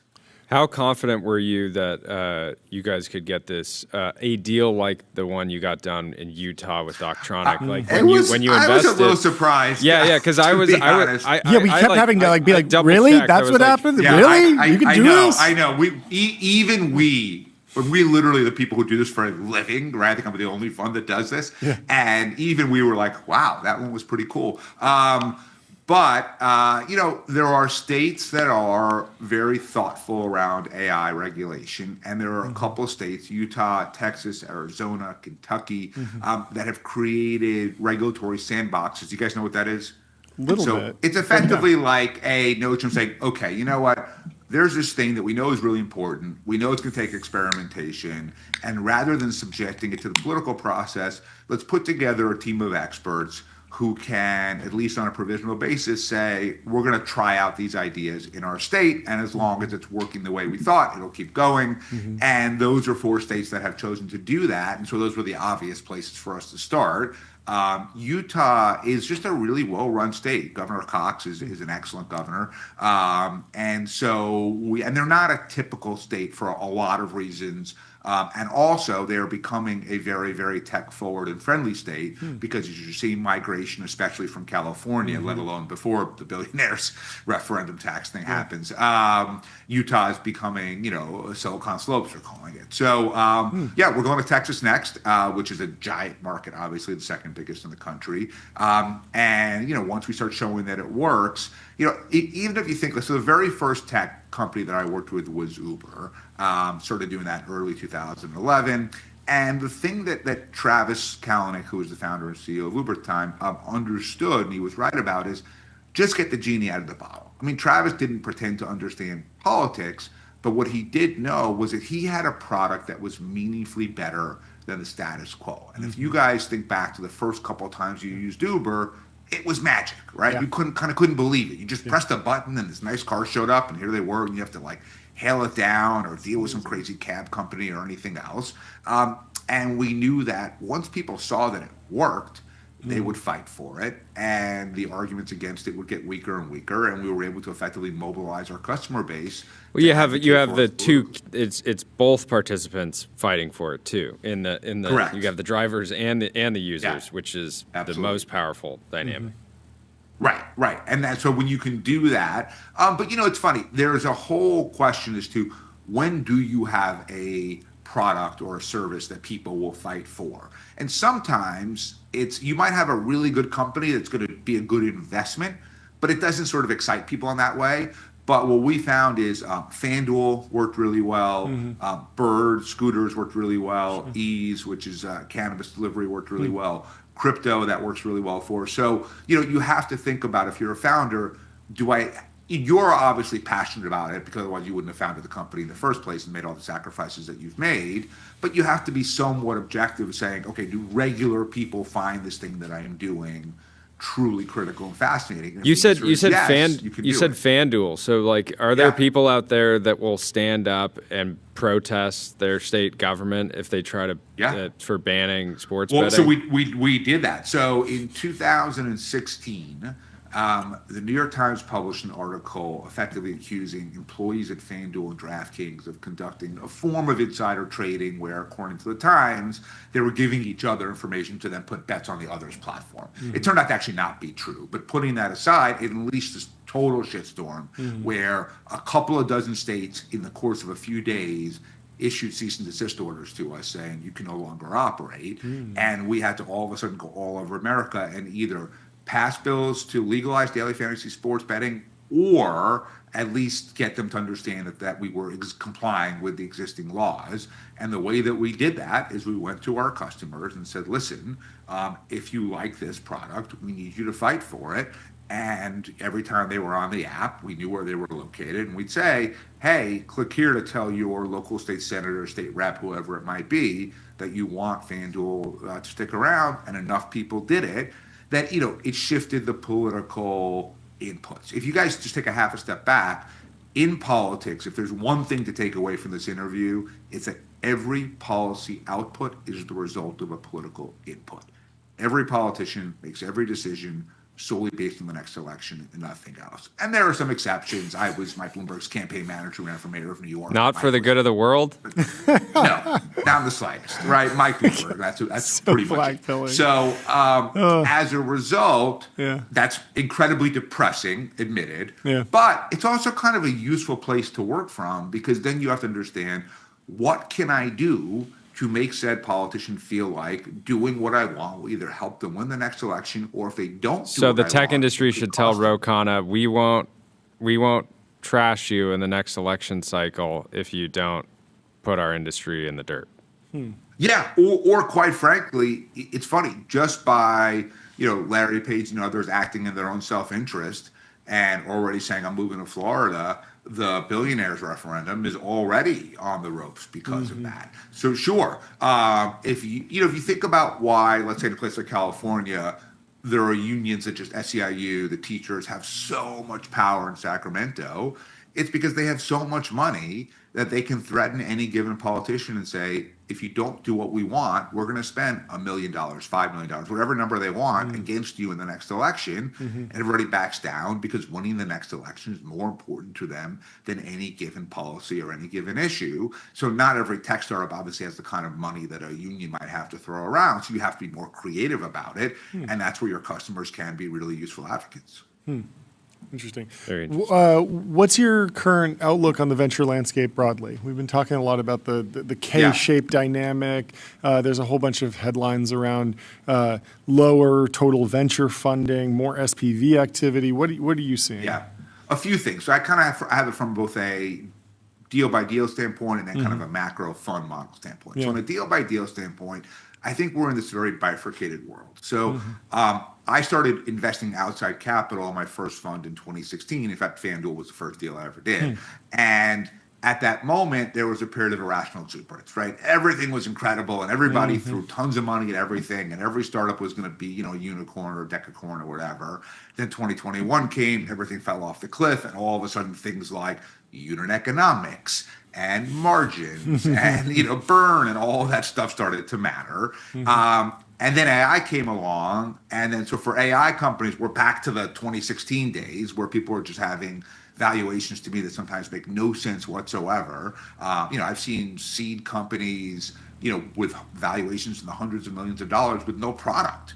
Or certainly no revenue. That's crazy. And yet some of the discipline that you saw post 2021 crash is still being applied to non-AI companies. And while I do think that overall, if you had an ETF of private AI startups, it would do well over time, that doesn't mean that any individual valuation is right simply because the letters AI are attached to it in some way. From a fund model standpoint, I really believe that there's effectively only two types of funds that could work if you were to start now. One would be a fund with billions of dollars of AUM, simply because at that point, the management fees are sufficient that the GPs can make a living from that alone. And as long as they can raise the next fund, it doesn't really matter. Or a sub $100 million fund, or even sub 50, you can get away with it, where the hurdle is relatively low. You can get into carry pretty quickly. You're not making much on the management fees, so that's certainly, you've either got to have other resources or really be super scrappy. If you wanted to start a fund with the lowest chances of success, what would it be? For me, it would be a $200 million Series A only fund. Sure. Generalist with nothing differentiating. Even that sub 100 million still only works if you have something truly differentiating, right? So for me, because we're the fund that does the regulatory stuff, for better or worse, we're the people you call if that's your issue. And if you don't have a regulatory but then issue, how do you? Useless. What's your framework? Because there's times where I've invested in a company where I'm like, okay, this founding team is fantastic. And they don't understand, but they're good at all this stuff, but they don't understand marketing. I'm very good at marketing. I can invest and I can help. The problem is I'm going to be in the room with them like less than 1% of the time, right? Like I'll do a handful of calls, I'll make intros, I'll help however I can, but I'm not actually on the team. And so I've ended up getting burned because I'm just like, I can't, 1% of my time is not enough to take them from bad at marketing to even good, right? Right. So for us, the first thing is we ask two simple questions. Is there a gating regulatory issue or opportunity that if it were solved could really drive growth and valuation? And then if so, can we solve it? And that's what led us to invest in companies like FanDuel, Lemonade, Bird, Rogue, Coinbase, Circle, Latch, so on. And then the other part, though, is sort of take Doctronic as an example. We are their GRPR department.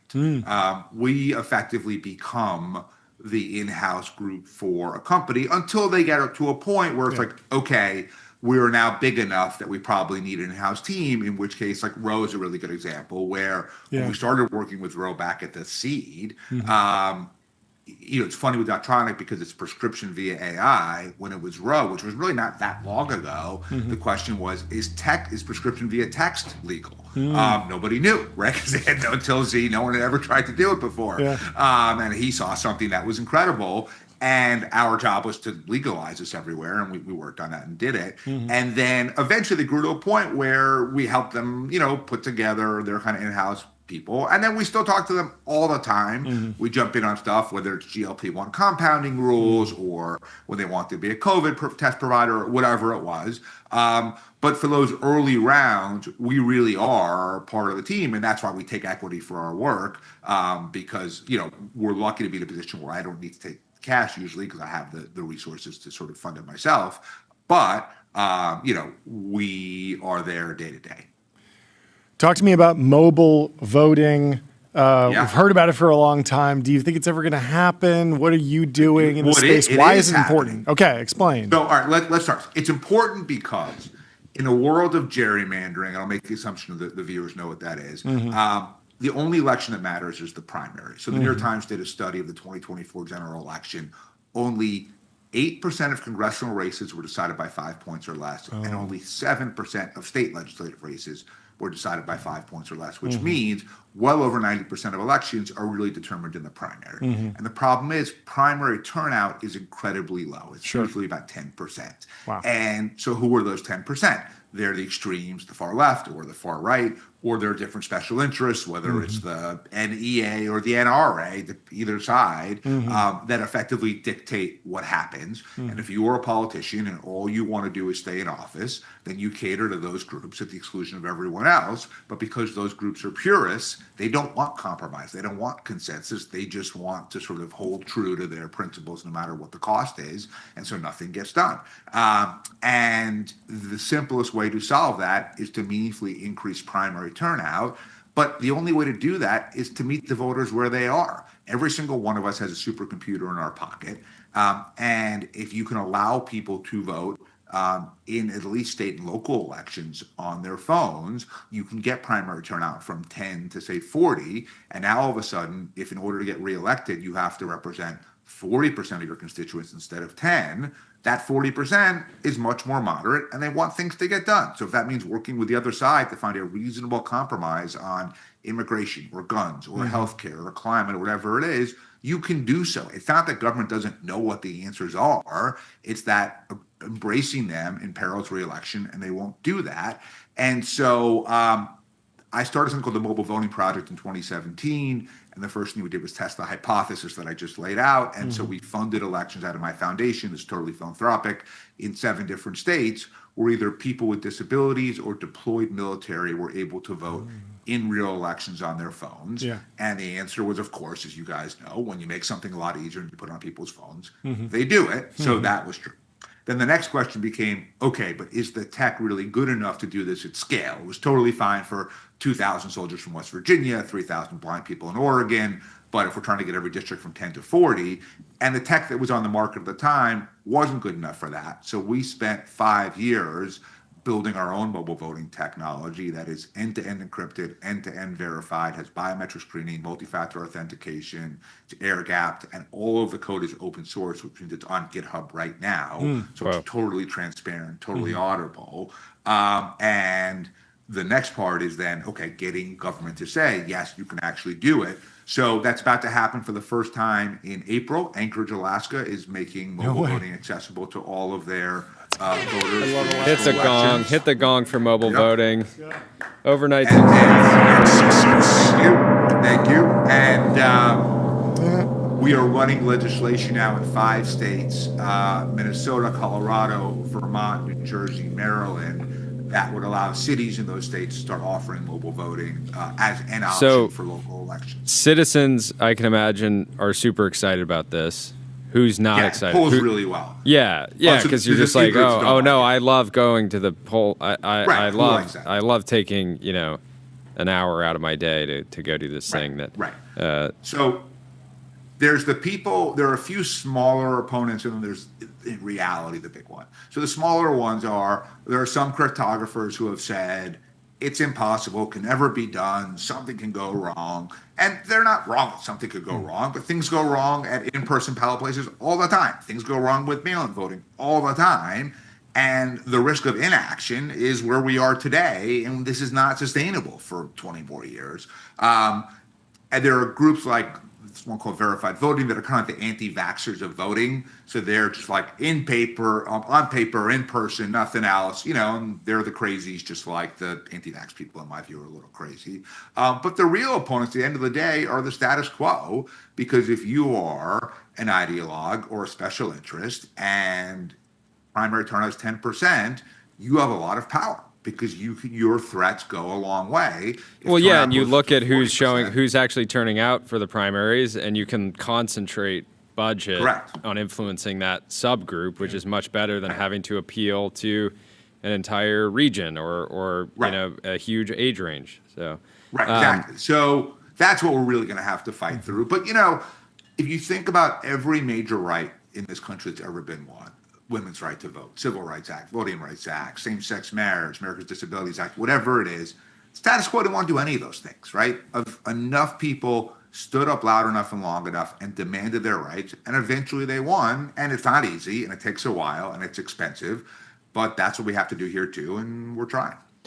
Amazing. Really quick, I know we're mostly out of time. How do you think? What do you think the dialogue will be around AI in the midterm elections? Negative. I think it's going to be pretty bad. And is this the kind of thing that certain politicians are going to make their entire brand anti-AI?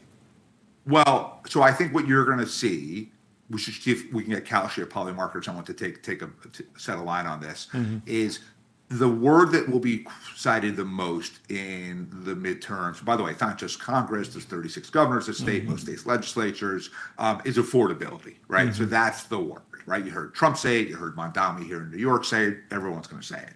So then the question is, where does AI fit into the affordability puzzle? And it fits in a couple of ways. One is job loss.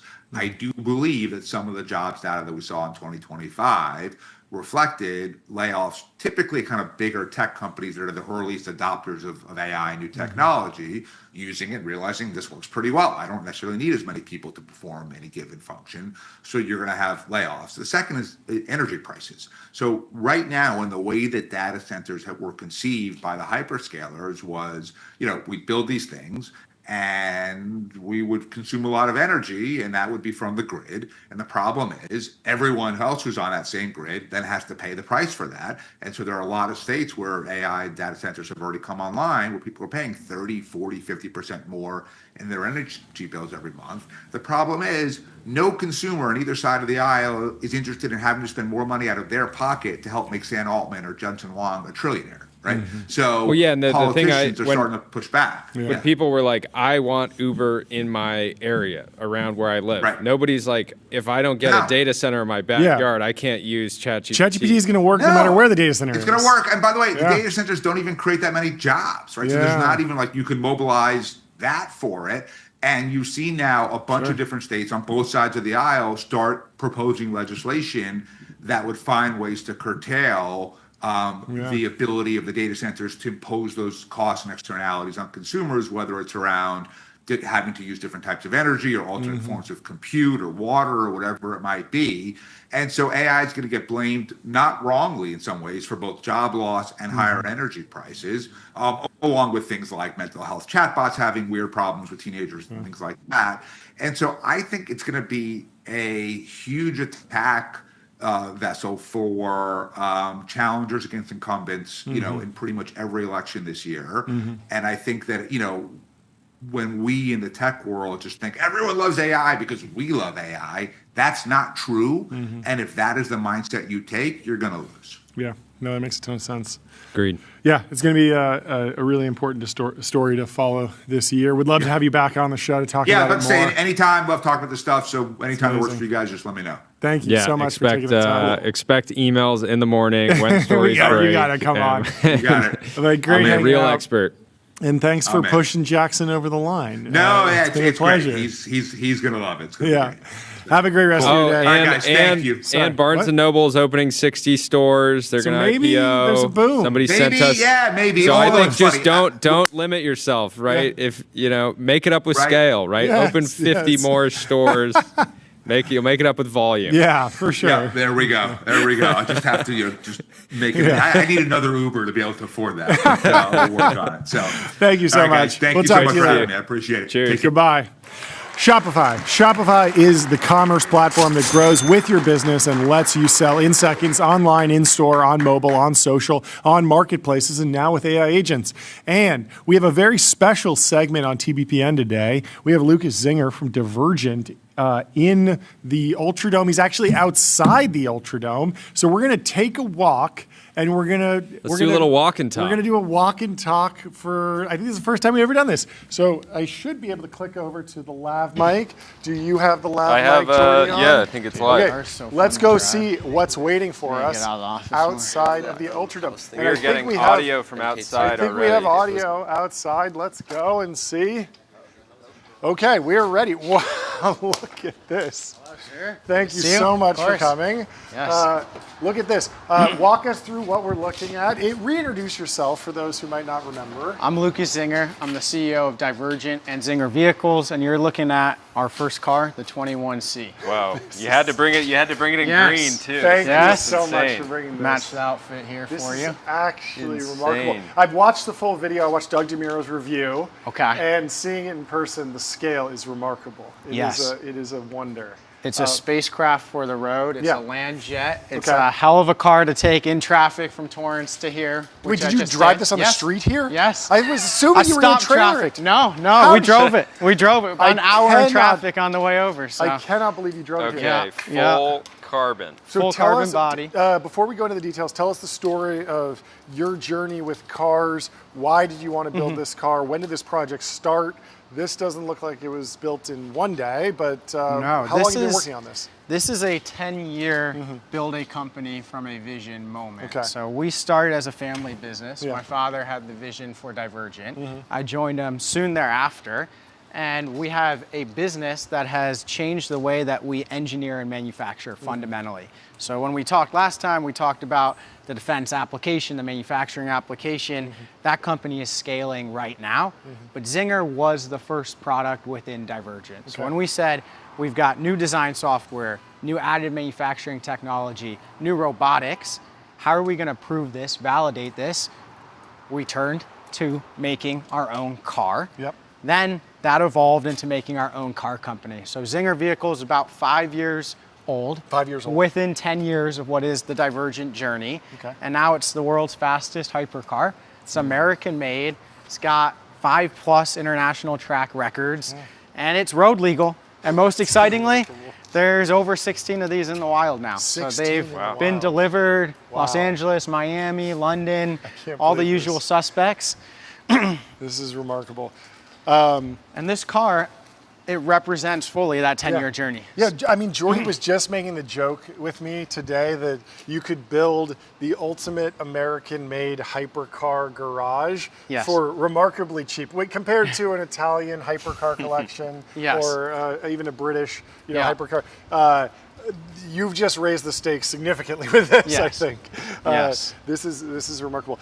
So what has the testing been like? You said 5 records. Who's driving these cars? What tracks? What are the records that you're going for? What has stood out in the journey? So Joel Miller has been our test pilot, and he's an exceptional driver, factory driver for Ferrari, great coach, and we nailed 5 track records in 5 days, which has never been done before. That's amazing. We made a documentary of it, and it was all about the street usability of the car and the performance envelope it has. So instead of showing up to a 5 in 5 days, Yes. what does that actually look like? You're getting a record, immediately packing it in a trailer, driving to the next track? Or Driving. Driving it to driving the no next trailer. track? So that was the epic journey, and we made a documentary called it California Gold Rush. Okay. And we drove from NorCal through SoCal, and we hit every track on the way. And every day we'd set the track record. Okay. Every night we'd get in the car and we'd drive a couple hundred miles to the next track, get in late, get some sleep, get up early the next morning and do another record. So it was as much of a human feat as a vehicle feat, but what it was meant to show was these hypercars can be driven on the road.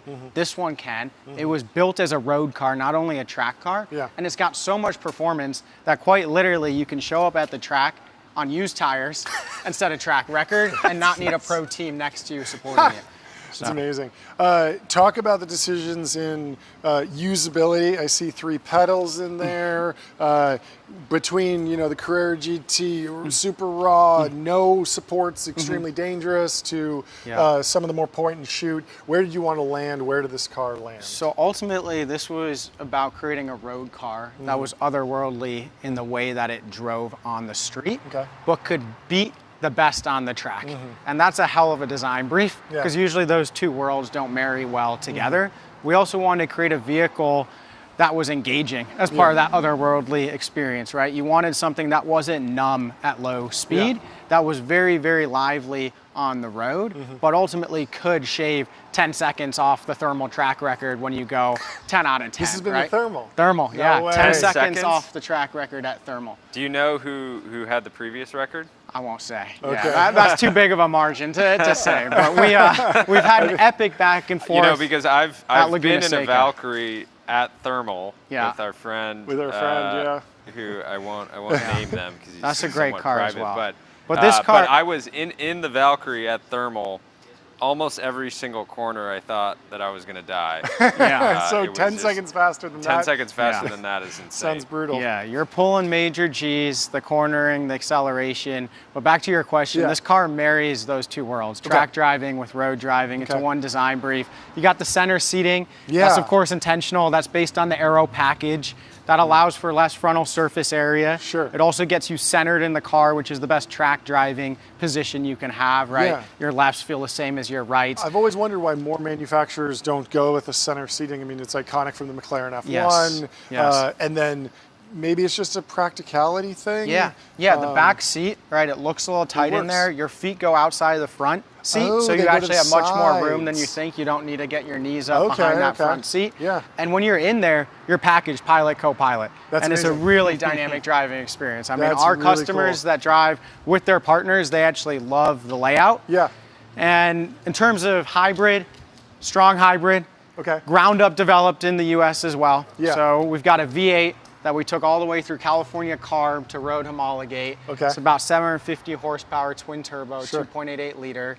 We have another spec that takes that up to 850, and then you get another 500 horsepower out of the front wheel. So you're doing 1250 to 1350 total horsepower, all-wheel drive, 7-speed AMT, automatic manual transmission, but you have that EV fill on the front axle. You've got the middle EV motor, the MGU, so you have a really, really seamless gear shifting experience. Feels much more like a DCT than a single clutch, but you get the weight of a single clutch package. How early did the door design come together? It's it's pretty striking. I mean, people have done scissor doors, butterfly doors, all sorts of things, but there's something about how long these doors are that really stands out. Yeah, it had the record for the world's longest door for some time, and that's because, of course, you're opening the front and the rear at the same time. And you've got this 45-degree angle. It looks like wings coming up. It's part of the design brief, part of the functionality brief. We didn't want to split the passenger side into a separate door from a styling perspective. And then can I get in the cockpit for a second? Yeah. Let me show you how to do that real quick. Maybe spin around this side. Let's do it. It's a two-stepper. So you're going to take a seat right here. So this is the battery box, and then swing your legs in. Yeah, you don't want me to put my feet right on that exposed carbon. Okay. Turn it on. Swing the feet. You got it. Nice. Here we go. Yeah, when you're in there, because you got the center seat, you actually have a lot of room. I mean, compared to the Valkyrie where you're pretty squished, and you're also at an angle, This actually has a lot of headroom. When you have a helmet on in a Valkyrie, you hardly have any room, is it? You're probably touching a tiny bit. And that seat's almost all the way forward. You got seat controls on your left. What is the name in there 21C? So it stands for 21st century. Okay. So Divergent's mission statement is build the 21st century industrial base. Sure. So this car represents the 21st century in the vehicle space. Yeah. Can I pull this down for a second? I want to see. Wow. How important are the materials? I mean, I imagine... Put your foot on the brake. I see... Do we have a key in here? Yeah. Oh, there we go. Oh, baby. I'll see you guys later. See you later. Wow. Yeah, so you get a feel for it. You've got your different modes. You've got an EV only mode, you've got a track mode, you've got a sport mode. And you're pulling gears on the steering wheel there. You've got all your controls on the wheel, centralized.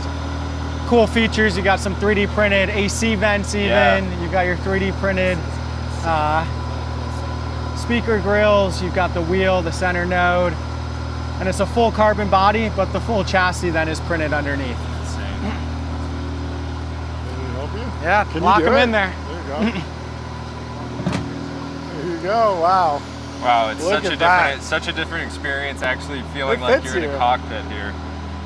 Insane. In the green. Yeah. Man, the urge to just throw it in reverse. Yeah, we should go for a drive. It's America's Hypercar. The show. Insane. Yeah. How important are the materials? I imagine this door, if you made it out of steel, it'd be incredibly heavy. You couldn't lift it. What are you using as building materials, and how important is that? So the entire chassis architecture is what really differentiates the car as well. So when you look at it from an optimized system, we didn't just optimize rear frame, then front frame. We actually built a full vehicle model with our topology software. Okay. And what we're building on the chassis is additively manufactured aluminums, which are actually our own chemistries. Okay. So they have the right strength and durability, but also for auto elongation to absorb energy. Okay. So if you get in a rear impact, you need to have a material that doesn't shear or break. Okay, that makes sense. And that's really, really hard to get in an additive material. So we had to actually make that aluminum in-house. Yeah. The body then is fully carbon fiber. Okay. So you're marrying essentially 3D printed aluminums and Inconels with a carbon fiber exterior for aero. You're taking all of your load cases, your main large forces, through that additively manufactured chassis, and then all your aero load through the carbon body. And then what pieces of the cars? I mean, Michelin tires. You don't make the tires. Yes. What else is in the supply chain where you're buying instead of building? Yeah, we have great partners in the supply chain, right? We can't build every piece of this. So you named it: tires, infotainment system. Oh, sure. Right. We've got Apple CarPlay of course, on there. You don't That's want to the write standard. your own software necessarily. We have a partnership on our transmission where we actually did part of the design. We additively manufacture the housing, but then someone else cuts the gears for us and integrates it. Okay. On the engine side, we designed that V8 ground up, and we actually build that V8 as well. John, did you get a look back here? Yeah, let's go look at it right now. On the battery side, we've got a partnership there. So almost every system on this car is bespoke, either fully engineered and manufactured by Czinger and Divergent, or done in a JV where we have a partner where we've taken a design brief to them, said this has never been done before, will you sign up to do it with us? And then this sort of structure, it looks very organic. Where did that come from? Whose idea was that? Is that someone in CAD? Is there AI involved? So that's the computer's idea. Okay, interesting. That's not the designer's idea. So when we talk about divergent process, design, print, assemble, the design portion is a fully integrated set of microservices that takes requirements and turns it into optimal CAD. Okay, so you're setting parameters. You want the lightest weight for the most strength with this performance in this volume, because it can't be bigger. Yes. And then it will go and try all sorts of things. Yes. And then you can finally use additive manufacturing to manufacture the part. You got it. So 10 years ago, we started in machine learning, the basis of modern AI, right? And AI-based algorithms and prediction to do a weighted optimization function for designing these parts. Importantly, we simulate the full manufacturing side as well. So once we've designed, say, this rear cross brace, and that wing is going to interface directly onto that point. So that entire rear cross brace is going to take the aero load of 5,000 plus pounds onto it. Interesting. So you're so you're going to give it that force vector, that down force. Oh, and it just loads, and then that just fuses across the whole. So then you also give the software the crash impulse case, the durability case, the load cases coming off the road, the vehicle, the tires, all into that functional system. The software actually then says add and subtract material against those requirements until we hit a Pareto optimal point. Makes sense. That means it's the lightest weight while meeting those requirements. And then the beauty is it's already simulated for manufacturing. So there's no design for manufacturing loop. We go through our MES, homegrown, and actually make that part and then assemble it with our robotic cell. So this is chassis 28 of 80. Yes. So you said there's 16 that are out in the wild already. Yes. So you have 12 or something that are maybe ready to go. Is that right? Yes. So there's cars in between. This one's also a special number for us. Sometimes people request the exact number on a vehicle, but we're typically around 20 cars a year. These are the records that this car has set specifically? Yeah. So this is Laguna Seca and Circuit of the Americas, which are two of the main American iconic tracks, right? This is probably our best track in California. The beauty about this one is it's outdated. So we just had an epic back and forth with Koenigsegg, the Swedish hypercar maker, and we set a 122.3. So we beat our previous record by over 2 seconds, beat their record by almost 2 seconds, and put a whole new benchmark for Laguna. I love that you have a rivalry with Christian von Koenigsegg, but just settle it on the track. It's just a beautiful, I don't know, it's industrialists for hundreds of years in America have been building the fastest train, the fastest plane, now the fastest car. Is there any ambition to one day make cars for everyday consumers, or is it racing and so hypercars? Czinger will stay at the tip of the spear. It's all about big R&D budgets, making a car that is a next step forward in terms of consumer experience, and therefore it's got to be expensive. It just has to be. It's like it's the most modern high performance niche that does develop systems that then do make their way into more mainstream vehicles, but Divergent is the company that's going to do the Ford F-150 one day on the chassis technology side. With partners. Exactly. So that tier one supply, the volume game of doing millions of vehicles, that'll come through Divergent. The tip of the spear, highest performing vehicles in the world, that'll come through Czinger. That's amazing. Very cool. Anything else we should know about the car? Should we go sit down inside, talk about business and how things are going? Let's talk about business a bit. This is I think next step for you all is to this view to right drive here, Michael. You got to get this view, this shot from this angle, is just absolutely insane. What a beast! Stunning. Absolute beast. Yeah, that's real functional era. Yeah, that's the scale of the car is just is. It's wide. It's just everything. It's wide, long, tall. Yeah, that front splitter. Yeah, you can put a lot of weight on that. It has such a presence. Give you a quick shot here. There we go. Whoa. Yeah. There we go. It's actually functional. It's got to. Insane. Okay. Let's go sit down. We'll chat and dig in more. We are back in the Ultra Dome. We'll have you sit right here, and we're back. It's fascinating. I mean, I think we hang out long enough. Jordy's eventually going to browbeat you into doing the McLaren track and eventually making road cars or something, or just like it's fully road legal. More, how difficult is that process? Oh, it's difficult. Yeah. Because we went through, this is not an EV car. It's a strong hybrid, so it has an EV system, but a combustion engine as well. Yeah. And we went through full California CARB emissions compliance on that V8. Just heard it start up, right? And that is a difficult process because they're looking at, while the car's running, when the car first starts, what the evaporation is of fuel or oil in a what they call shed test as well. So there's a huge amount of requirements to actually certify that car.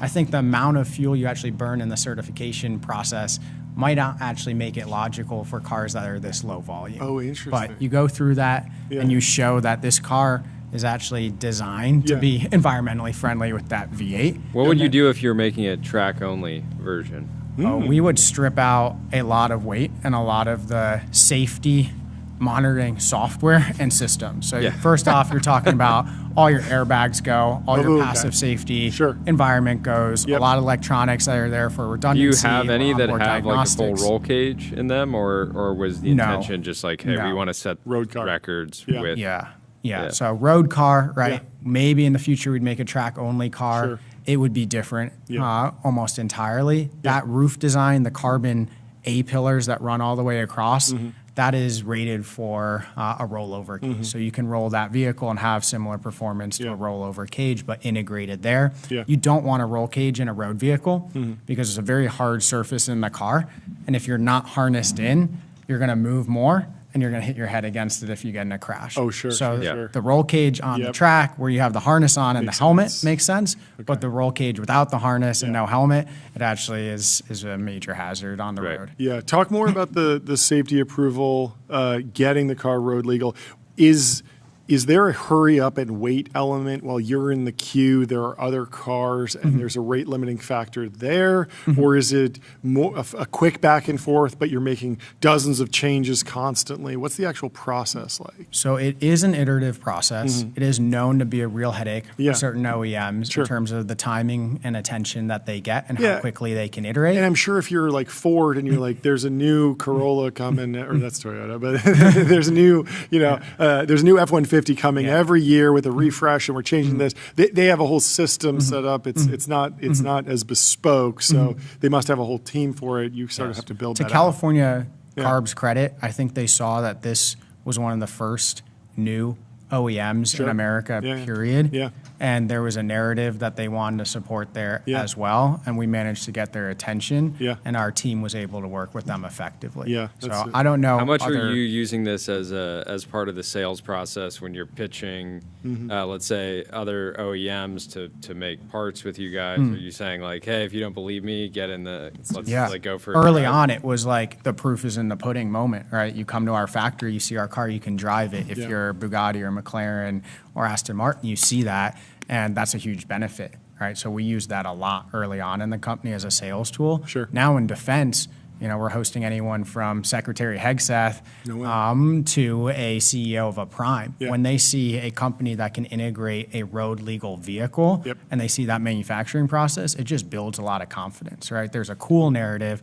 Hegseth loved revving that in Car but there's also a capability narrative, and that systems engineering is proven out through that car.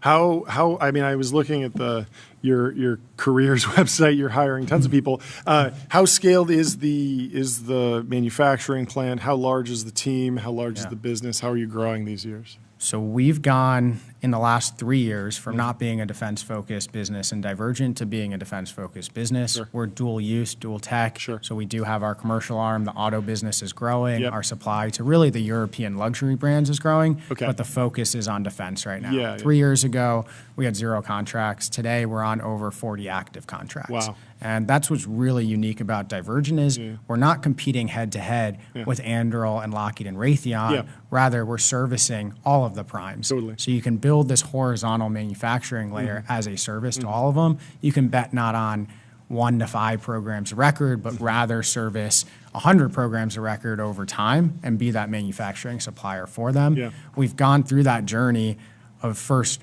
refactoring the company to work on defense, winning our first contracts, delivering our first prototypes, flying those, proving the performance of a new technology, and then actually in the last 6 months, winning our first scaled production programs. Now, if you come to the facility, you'll see exit rates at around 100 a month of main bodies for large cruise missile systems. So 80 a month or 100 a month. It's not high volume for auto, but for our defense landscape, making 1,000 missiles per year, that's on the high volume side of things. That's what Divergent's factory in Torrance is already churning out.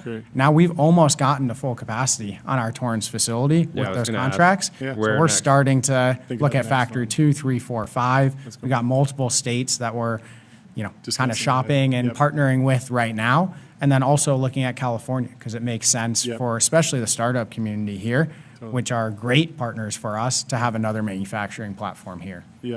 What about other applications outside of defense and automotive? maritime comes to mind. I can imagine a lot of that additive manufacturing technology being useful on high-speed boats, yachts, I don't know, aviation, planes. We were talking about Harrison Ford crashing Cessnas all day long. Maybe you need some more reliable manufacturing. But what other areas have you at least thought about expansion into? The TAM for this system is so large, and that's a blessing, but you need to be disciplined in what you address first and second and third. Right now, it's a primary focus on defense. Within that, looking at largely munition systems, and then looking at torpedoes and similar structures, but on the Navy application side. Outside of defense, we look to space. So we're doing quite a bit of work in space. Optimization, mass saving there really matters. So you think about things like satellite buses. As we get more and more launch vehicles and they're carrying different payloads into space, what is the structure that essentially attaches those to the launch vehicle? We've got several programs ongoing there. And then you look out at Divergent over 10 years. Really any metal structure that takes a complex load path, so has some sort of force that it's interacting with, should be designed by the platform and manufactured by it. So you think commercial air, you think oil and gas, you think mining vehicles, you even think over time as the prices come down enough, construction and where can it get into almost the city planning side of the equation as well. Yeah, that makes a lot of sense. Wild.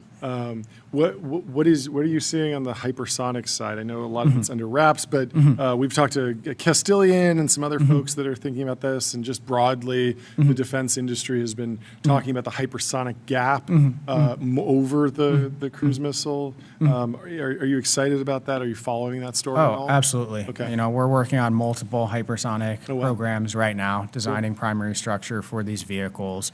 You know, in terms of narrative or when I zoom out a notch, you need both. You need the affordable cruise missile, that's $200,000 instead of $3 million. And you also need the hypersonics capability across different classes of hypersonics. And for us, what do we need to be good at?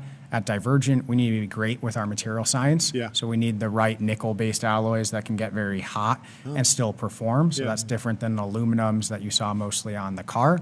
We've designed several of those materials. We have commercially available ones. We've got ones that the government has actually contracted us to do a special materials development for a higher performing version of what's commercially available today. And then we need to be able to print these at scale. A company like Castilian is really not only about hypersonics, but hypersonics at scale.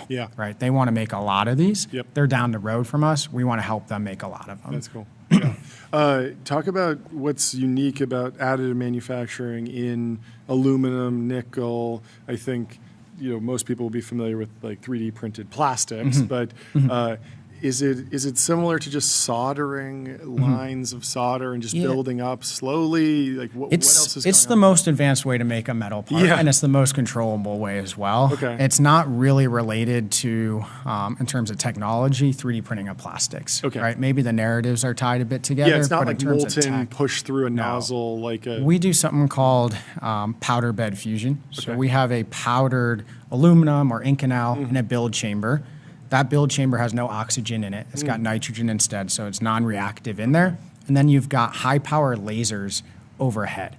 And those high-power lasers essentially melt, laser weld, one layer of that part at a time. You put a new layer of powder on top, and you laser melt that layer to the layer below. So if you think about a part, think about it standing vertical, and think about it as a layer cake, maybe 5,000 layers.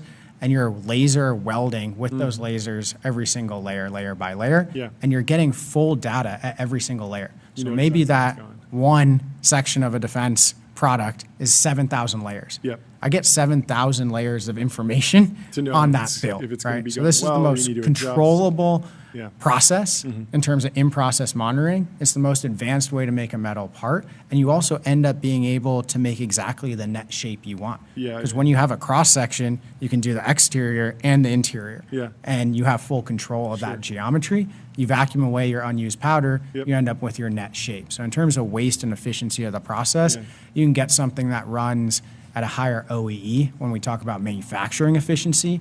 And you can get something that actually performs better. So when we talk, application focus, if you're a missile system, we typically are seeing about 30% lighter structures while hitting the requirements. And more importantly, we're able to functionally integrate that structure with the fuel tank, with the avionics mounting, with that whole complex system. We're usually increasing fuel volume by about 30 to 40%. Okay. So if you're a missile and you get 30, 40% more fuel volume, that's a real game changer. Yep. And that's what the customer looks at Divergent to do is, one, get the best engineered product, and that's going to change in a positive way the performance of your vehicle. And then two, scale the manufacturing. And that second part is where, in the modern age of defense, where we are looking for volume, is where there's a big gap right now. And that is part of the reason why Divergent has gotten, one, so much business, but two, so much attention as well, is it's starting to be viewed as that manufacturing layer, right? Our mission statement 10 years ago, build a 21st century industrial base, is actually starting to happen now. That's amazing. Last question from me. The pieces that seemed clearly made in your factory with additive manufacturing, they looked white. They didn't look like metal. Have they been coated? What's the post-processing once you make a product? Yeah, so our as-printed aluminum comes out almost like a silvery white color. Okay. So what you're seeing is probably some of that. Okay. But we do coatings. Okay. And especially on the defense side, we have a fully automated anodize line. Okay. So it's essentially a process where you clean the part, dip the part, and then one of those stations, one of those tanks is actually electronically charged. So when you're anodizing, you're essentially plating that part with a certain coating. Yeah. That makes it more corrosive or more Corrosion resistant to corrosion. Got it, okay. For Navy applications. Right. Yeah, water, but also, moisture. depending on the system, once it's fully integrated, if it's a stealth system, there might be a special paint that goes over top. There might be a gap and flush process over it. And Divergent will either do that or partner with the prime to do it. At least prep the material so that it can go get the special paint that might be classified or something. Exactly. You're handing out. Last question from my side. Want to understand how local kind of politicians and how, like, what's your relationship like? How does Torrance think about kind of neo-primes and overall building up the manufacturing base in Torrance? Yeah, we've had a strong relationship with the city, which is part of the reason we've been able to get fast permits for our factory. You can think about something like automated anodize. That's usually something that can take some years to stand up. We've been able to build relationships that allowed that to accelerate. Are there states that are lower cost and probably even faster for permitting and manufacturing? Absolutely. In terms of engineering headquarters, Los Angeles or the greater Southern California area is very special because we have the environment to create hardware and test hardware, and we've got some of the brightest people in the world all centralized, and now we have a VC community and general, I'd say, growth funding community that is focused in this area as well. So Divergent will stay headquartered here. We will go through some serious scale production here as well, but over time you're going to see factories across all the states in the US, and some of those factories will be at a lower cost basis than the ones here. Yeah. Very cool. It's so awesome. I love it. Just everything about this company is so fun. Congratulations on all the progress. And seriously, thank you for bringing the car. What a treat. What a special moment. We've been wanting to do a TBPN track day. Yeah. You'll be one of the first to know when a date is set. You got to bring it out. Yeah, you can come out and smoke us all. Absolutely do laps around us. But thank you so much for taking the time to come on the show. This was an absolute pleasure. Fantastic. Thank you. And yeah, I'm sure we'll be talking much more over this year as you roll out everything. Good to see you both. So great. We will talk to you soon. Yeah, good to see you. you. Have a good rest of your day. Enjoy the drive. And I will tell you about Graphite, code review for the age of AI. Graphite helps teams on GitHub ship higher quality software faster. And we have our Lambda lightning round starting in just a few minutes. We have Andy McCune from Cosmos coming on first, then FabFitFun, the co-founder and CEO of that company, has launched a venture fund. He's coming on. And Aaron Katz, the co-founder and CEO of ClickHouse, is coming on. And it sounds like we have Andy in the Restream waiting room. So let's kick off our Lambda lightning round and let him in to the TBPN Ultra Dome. What's going on? How are you doing? What's up, guys? How Good are to you? see you. Welcome to the show. First time on the show. Thank you so for wearing please, green too. Yes, it's a great sign of respect. We love green. This is my Cosmo racing jacket in honor of you guys. It's amazing. Yeah, we just had a green hypercar. Yeah. We were doing a quick tour of. Anyway, first time on the show. Please kick us off with an introduction on yourself and the company. Yeah, for sure. I'm Andy McCune. We're based here in New York. Cool. 20-person team, building the new home for inspiration on the internet. Visual search engine. Just announced our Series A today. Super exciting. $15 million round. Did it. And much new features.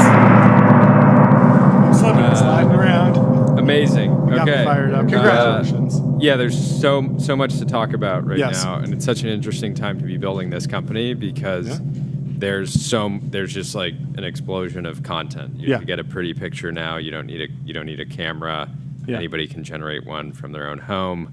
Why don't maybe we start and you can give us kind of the history of the company, what the initial Maybe even go inspiration was. back further about the previous company you worked on? Yeah, for sure. In 2017, I founded a company called Unfold.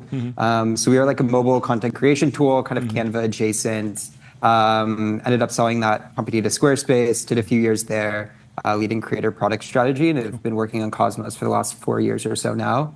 I'm a really creative person, always working on a lot of different creative projects, and I very much grew up on Tumblr back in the day, and ever since then I've been an obsessive collector and curator of things on the internet. Always just saving things to a million folders on my desktop and folders on my phone, things just in all of my different bookmarking folders on different platforms. And so Cosmos just started out as me wanting to build a place where I could bring all of these references into one home.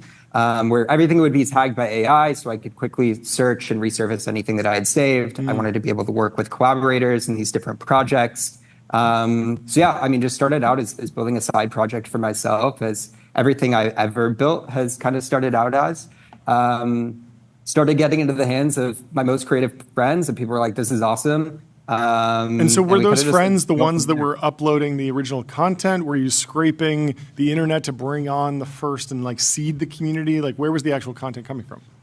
Yeah, we weren't scraping anything. It's always come from the users. Okay. We have great importing tools, and people can upload links from a lot of different platforms and around around the internet. All of the content is seeded by the community, which has grown in a really, really beautiful way. We have tens of millions of images on platform now, an amazing global search, all of the recommendation layer that you would expect from a product like this. And what were the early adopters looking for? Is it more like, because when I think about image search, I think about people that are doing home renovations, but also designers that are looking for inspiration for clothing or web design. There's some people that just sit there and scroll just to enjoy their favorite images like you enjoy your favorite books. What were the early drivers of growth? Yeah, I think, we amassed a wait list of a few 100,000 folks before we launched the product. And I think if you look at the cohorts of users that were coming in really early, it was, designers across every discipline. We're talking interior designers, architects, graphic designers, brand designers, photographers, folks like this, which really helped seed such an amazing, original corpus of content. But really where we're seeing a lot of the growth come from now is sort of this, Gen Z wave. I call them kind of the next generation of Tumblr kid. Sure. They love to mood board for fun. Maybe they're not saving typographical references on a day-to-day basis because, they need it for their client work, but maybe they're just dreaming up a version of themselves that they aspire to be. Cool. And they want to surround themselves with beautiful things. Yeah. And then how have you been grappling with the AI generation, image generation boom? You started the company 4 years ago. It's pretty much pre-AI content, essentially. Yeah. Now it's indistinguishable. What's the journey been like? Yeah, and there's so much pressure on each platform to take a stance. Right now, when you look at most of the platforms, the stance is like AI content is welcome here. Some of it gets tagged. Yeah, we may try to tag it. Yeah. But it's being harder and harder. But for a lot of platforms, you just have to search, okay, I only want to see images before 2022. and it's like almost like an archive that can be really good. But yeah, just how have you been processing it?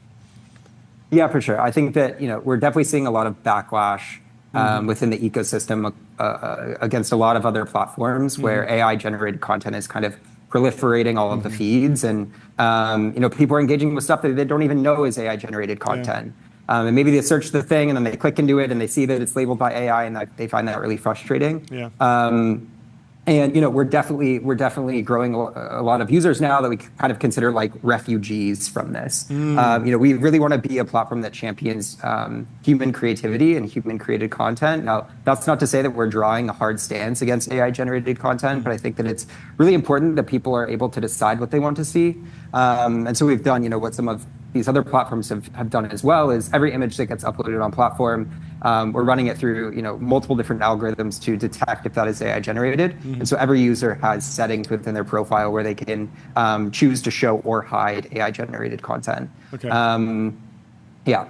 Interesting. And then how confident are you that you're catching all of it?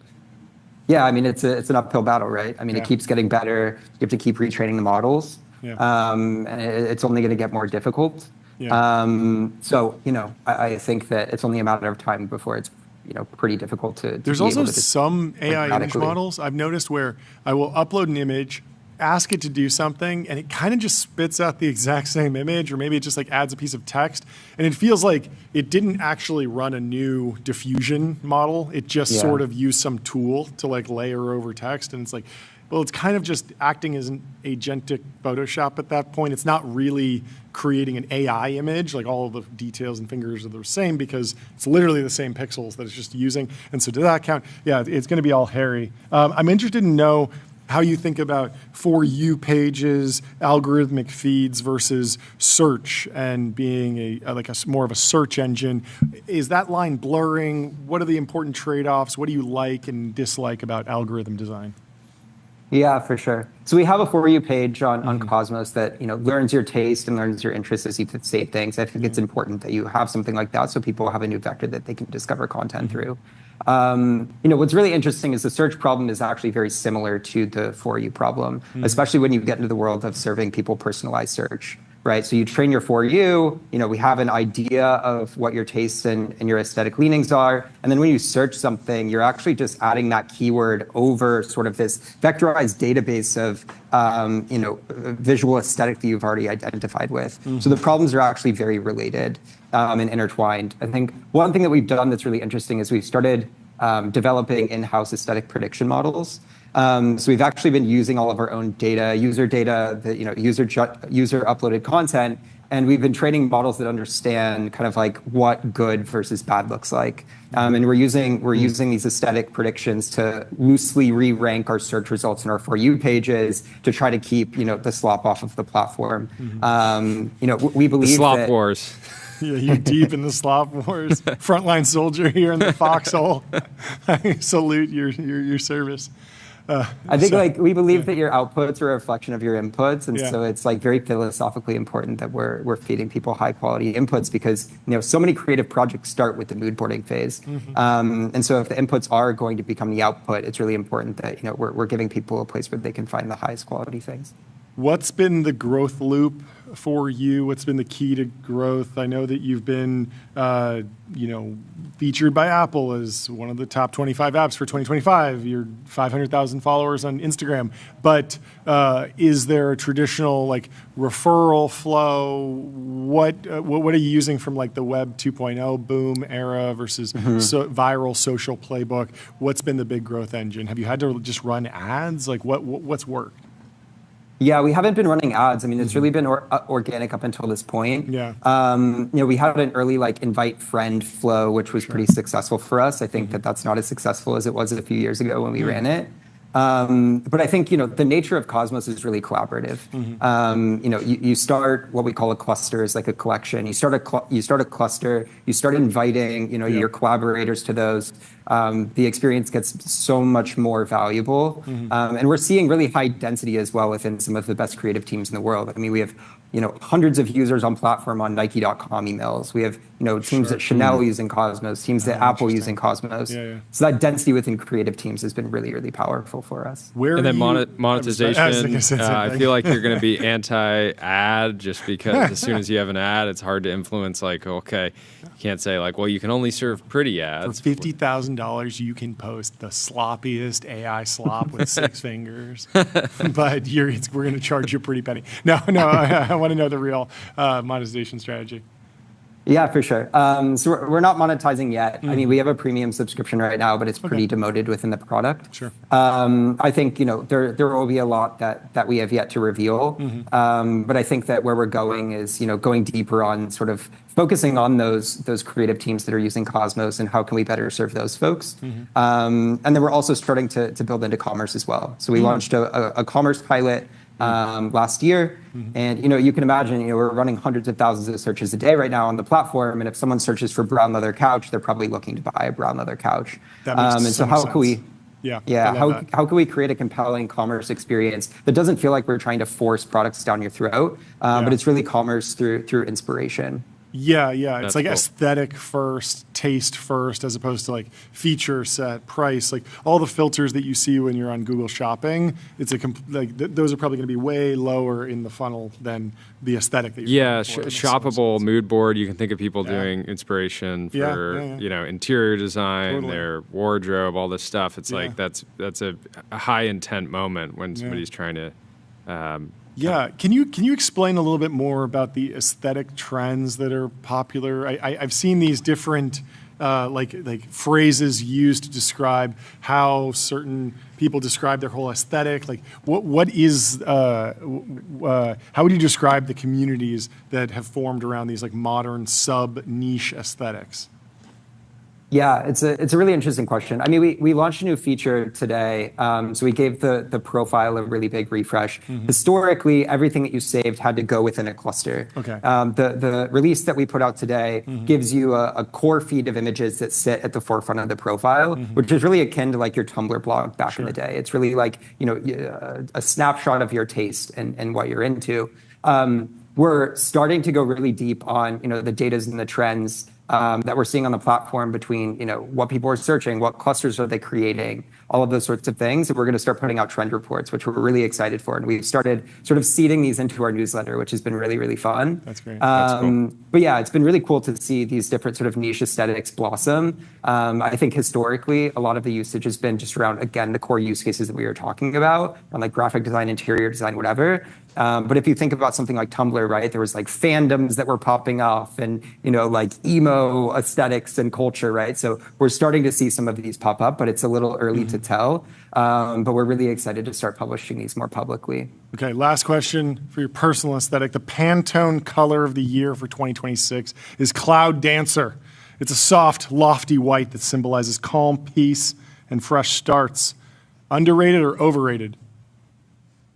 I'm a neutral palette guy, but I know it was really contentious within the creative community. I think we could have gone a little bit more creative with it, but I'm never going to hate on a neutral palette. Okay, this is pretty out of pocket for me. Okay, so it sounds like Cloud Dancer might be working its way into your. It's a good name. Your Cosmos. Spooky in the X chat says, "How do you avoid creating an automatic house aesthetic if you're algorithmically filtering slop?" Any thoughts there?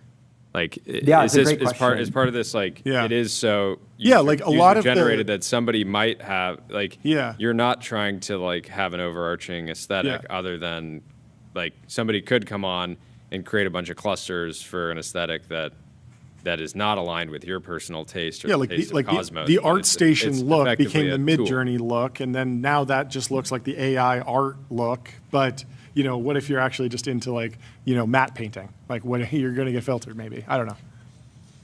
Yeah, I think like the point of the aesthetic prediction model is less to peddle what we think is good and is more to set a bottom bound on what we think is bad. And so that bar is set pretty low. But it's a great question. We're continuing to retrain the aesthetic models that we have. And we're kind of going through this right now, where we're trying to widen the aperture of that to service more folks and to reach a broader audience. So I don't think there's a clean answer to it, other than just continuing to iterate on your models and pass them into production and measure and learn from there. Very cool. Well, thank you so much for taking the time to come hop on the show. Great to meet you, and good luck. Yeah, congratulations. Great to see you. We'll talk to you soon. Cheers. Goodbye. The New York Stock Exchange. Want to change the world? Raise capital at the New York Stock Exchange. And with that, we will. You can hear. I hope you can hear it. I don't know if it's coming through. The 21C is fired up. That V8 is roaring. And we have Michael from FabFitFun and Deep33 in the Restream waiting room. We'll bring him into the TBPN Ultra Dome. How are you doing? Welcome to the show. Welcome to the show. Hey guys, doing great. Good to be here. Thanks so much for hopping on. Give us the news. Look at this I want to jacket. ring the First of all, gong. this jacket is fantastic. You have news for us. I mean, you guys always dress to impress, and I didn't want to let you down. So incredible. Thank you. You raised some money. How much did you raise? We've got a $150 million fund. We've closed. There we go. Let's go. $150 million fund. What sub-markets are you most interested in? What strategy? What stages? How are you thinking about focusing your investing work over the fund lifecycle? Yeah, so we are a deep tech fund focused on the U.S.-Israel corridor. So we'll be investing across U.S. and Israel. And so, you know, what's unique, especially about the kind of the Israel ecosystem focus, is there isn't a deep tech fund, let's say in the mold of an Eclipse, a Deep CVC, a Lux Capital, focus on that ecosystem. And we just think there's enormous opportunities. What are the great recruiting hubs for entrepreneurs in defense in Israel? We've heard about Talpio and a few other groups. Where are you finding talent? Are they, ex founders themselves, repeat founders? Where are you sourcing deals from? So interestingly, actually, the former commander of Talpiot is actually one of my partners in the fund. No way. There you go. For those of you who aren't familiar with Talpiot, there's a lot of different elite units in the IDF, but Talpiot is the unit of the physicists. It was a bet the IDF made to really train physicists and combine that with the defense industry. So we work closely with the different groups. Another of my partners is from 8200, which many of you might be familiar with, is kind of the cyber unit within the IDF. We have tentacles into those alumni groups and networks, as well as a lot of the institutions of higher learning, so Weizmann Institute, Technion, et cetera. We're kind of, I'm actually the only non-Israeli on the team of 5 partners. So we're deep in that ecosystem. 5 partners, that's cool. Out the gates, it's sort of the counter position pretty squarely against a solo GP. model, Yeah, there were a lot of people model. that were doing that. Yeah, how'd you all meet, and what was the concept between maybe the larger partnership at this phase? I don't know. Yeah, so we have what we call an expert first model. My main code GP is Lior Prosor, who has been a venture capitalist for 15 years. Decided to start a new platform because of the opportunities we thought were emanating specifically in deep tech and out of the Israel ecosystem. But to do deep tech right, you actually have to have significant capabilities to go deep on the technical side, to have people who are domain experts. And so 3 of our other partners are actually domain experts in the categories that we're most bullish on. One being quantum computing, the second being AI infrastructure, a third being energy, and then we also have a venture partner and advisor in the robotics side. How are you thinking about point solutions versus defense platform companies? Are you looking for a multi-product defense firm that can build sensor towers and drones and submarines, or do you want to invest in a bunch of different teams that are doing smaller product bets, see what works, and then maybe scale out of that? Like, what's the current meta on the ground in Israel? Yes. So interestingly, although defense is an important part of the ecosystem and shoots off a lot of the innovation that we are investing into, we don't think of ourselves as a defense fund. In fact, we're not focused on kind of kinetic battlefield focused companies, although a byproduct of the types of companies and technologies that we're investing in oftentimes do have defense ramifications and capabilities on the battlefield. We just think that the commercial opportunities of those technologies, when they extend beyond defense kind of specific companies, are much bigger. They can have much bigger outcomes.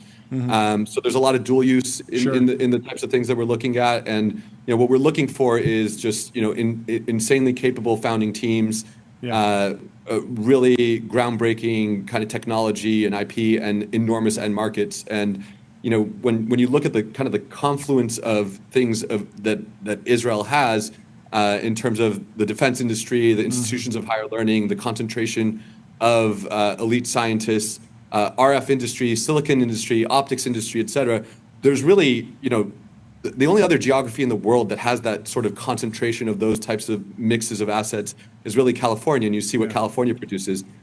So we think Israel is kind of this looming deep tech giant. In a lot of ways, the ecosystem there in deep tech is kind of where cybersecurity was maybe a decade ago in Israel. And now it's this powerhouse that's producing these, just insane outcomes. We think of the next decade, the deep tech outcomes from Israel are going to be right up there. Where did the name come from? Oh, yeah. So I think deep speaks for itself. One, we go deep and we're focused on deep tech. And 33 is actually, it has a mystical connotation in Judaism. It's the day of Lag BaOmer, which is a Jewish holiday where the kind of the depth of the hidden secrets of the universe were revealed for the first time. And that's what we really think our founders are doing. Our founders, our companies, and kind of the mission of the firm is to go into the technological and scientific frontiers. And we think of that as a way of revealing hidden truths. The type of work that these companies are doing, what we're trying to build, is really frontier tech and new innovation that moves the world forward and moves our understanding of the world forward. That's cool. Last question for me. Energy. Do you put that in the deep tech realm? Are there particular areas within energy that you're interested in? Solar, nuclear, wind, anything? Yeah, it's a great question. Absolutely. We actually have 2 energy companies already under our belt. Wow. We, in particular, kind of our thesis on energy is where the point of production and the point of consumption are brought together. Sure. So where can you create unique types of energy outputs on location, on site? So for instance, if one company we haven't announced is able to produce carbon-based fuels out of a laboratory, and there's a scale-up model around that we think is extremely compelling. The name of the game for a lot of U.S. security interests, Israel security interests, and the shared interest between the two of them is this kind of supply chain resilience. I think we saw the president speaking at Davos and even describing maybe the kind of the counter swing of globalization is here, and that means people having these capabilities on site, being less reliant on any specific partner and trade for their national security, and so that ability to bring things on site becomes incredibly important. It's amazing. Well, thank you so much for taking the time to come chat with us. Congratulations. Next time you join, you can join from Tel Aviv. Yeah. I'm assuming are you calling in from LA right now? I'm actually calling in from New York. We're here. It's Deep33. We're across LA, Tel Aviv, and New York. So the team all came together. Cool. Announce the fund and do some critical work together. So amazing. Well, I'm sure you'll be back soon. Yeah. Congrats. Thanks for having me. Soon. Fun together. Have a good one. Cheers. Thanks. Goodbye. CrowdStrike, your business is AI, their business is securing it. CrowdStrike secures AI and stops breaches. That's right. Up next, we have Aaron Katz. He's the co-founder and CEO of ClickHouse. He'll be joining in just a minute. In the meantime, let's head over to the timeline. Elon Musk has confirmed that he's unhappy with the Twitter algorithm. Data Hazard said, the Twitter algo has gone to hell. I want to again see obscure technical posts from outside my follows, not this cornucopia of low IQ rage slop. That's an interesting coinage. Elon chimed in and said, I agree, sigh. So that's the thing. Anytime that there's a bad day on the timeline, bad week on the timeline, I feel like they're pretty aggressive about just mixing it up. I don't know. You might not like the new thing, but it's going to be different. Command You're going C. to see some doing stuff. And there's been some fantastic deep fakes of Elon Musk as the farmer from Babe, Pig in the City, looking at the slop and being sad. So fun day on the timeline. Good that there will be some changes coming. Anyway, without further ado, we have Aaron Katz from ClickHouse. Welcome to the stream. Thank you so much for hopping on the show. Good to meet you. How's your year going so far? Well, the calendar year is behind us, but our fiscal year is about to finish the end of this month, and it's going really well. We got, whatever, 8 or 9 days left, and, we're off to a good start to finish the year and the fiscal quarter and get the new year up and running beginning of February. What's the theme of 2026 for the company? Is it just more AI? It feels like AI is so obvious, but also what else are you going to focus on? Well, ClickHouse has been a back-end database to a lot of agentic workflows over the past couple of years, even before the ChatGPT moment. We're being used by Lovable, Cursor, Anthropic, OpenAI. Pretty much every leading AI company right now is using ClickHouse in some sort of capacity. But it's just not AI companies. I mean, we're the back end to technologies like Ramp, for example. They're your sponsor if you talk to Eric. We power most of the analytical experiences if you're a Ramp customer. And so it's just kind of doubling down on what's gotten us here. It's a very large surface area that we're going after and just kind of broadening the competitive landscape. Have there been any challenges on actually scaling the business from an infrastructure size? You're at a scale where many AI companies are struggling with data centers, GPU poor. How has the actual build versus buy decision changed over the last few years? How has the infrastructure side of the business changed? Yeah, well, scalability is one of ClickHouse's strengths and always has been. I mean, you just talked about Elon's. Many of Elon's companies are using ClickHouse. Tesla's a great example of that, where they're ingesting 1 billion events per second into ClickHouse. And there just isn't another database in the world. I think you just need to start listing off who's not using ClickHouse so that just tell us who's not a customer, and then it'll be quicker that way. Yeah, fair enough. I mean, you just kind of get your head around the volume of data that these LLMs are generating and the ability to ingest that in an efficient way to be able to store and analyze that. ClickHouse really shines. So scalability is something that we really promote and our customers talk about as one of the unique characteristics of ClickHouse. Yeah. How are you thinking about just walking through the ladder of different analytic suites and analytic functions and just case studies that can actually, that are best practice today? I mean, people are familiar with, like big data, MapReduce, count a bunch of things across a bunch of databases. We're in a much more modern era. What are you seeing companies do that's unique, surprising, interesting, or uniquely enabled by ClickHouse?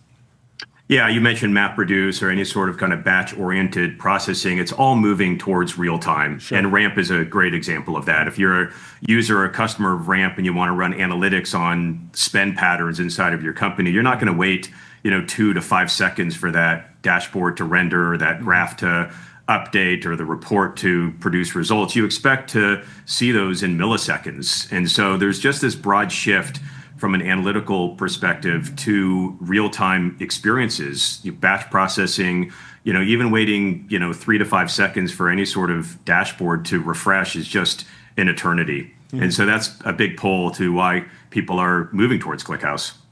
Sorry, Jordan. Yeah, I wanted to ask about the engineering culture. Last week we were at a dinner and somebody was telling me about, I'll kind of mix up some of the details, but they were telling me about like an investor was going through the diligence process with ClickHouse, and you guys had shared like that they couldn't believe how few engineers had created some of the early technology, and they just honestly didn't believe it. So I wanted to ask about kind of the early engineering culture and how that's evolved and what you guys are doing on the talent side that has allowed you to work with so many of these massive important companies.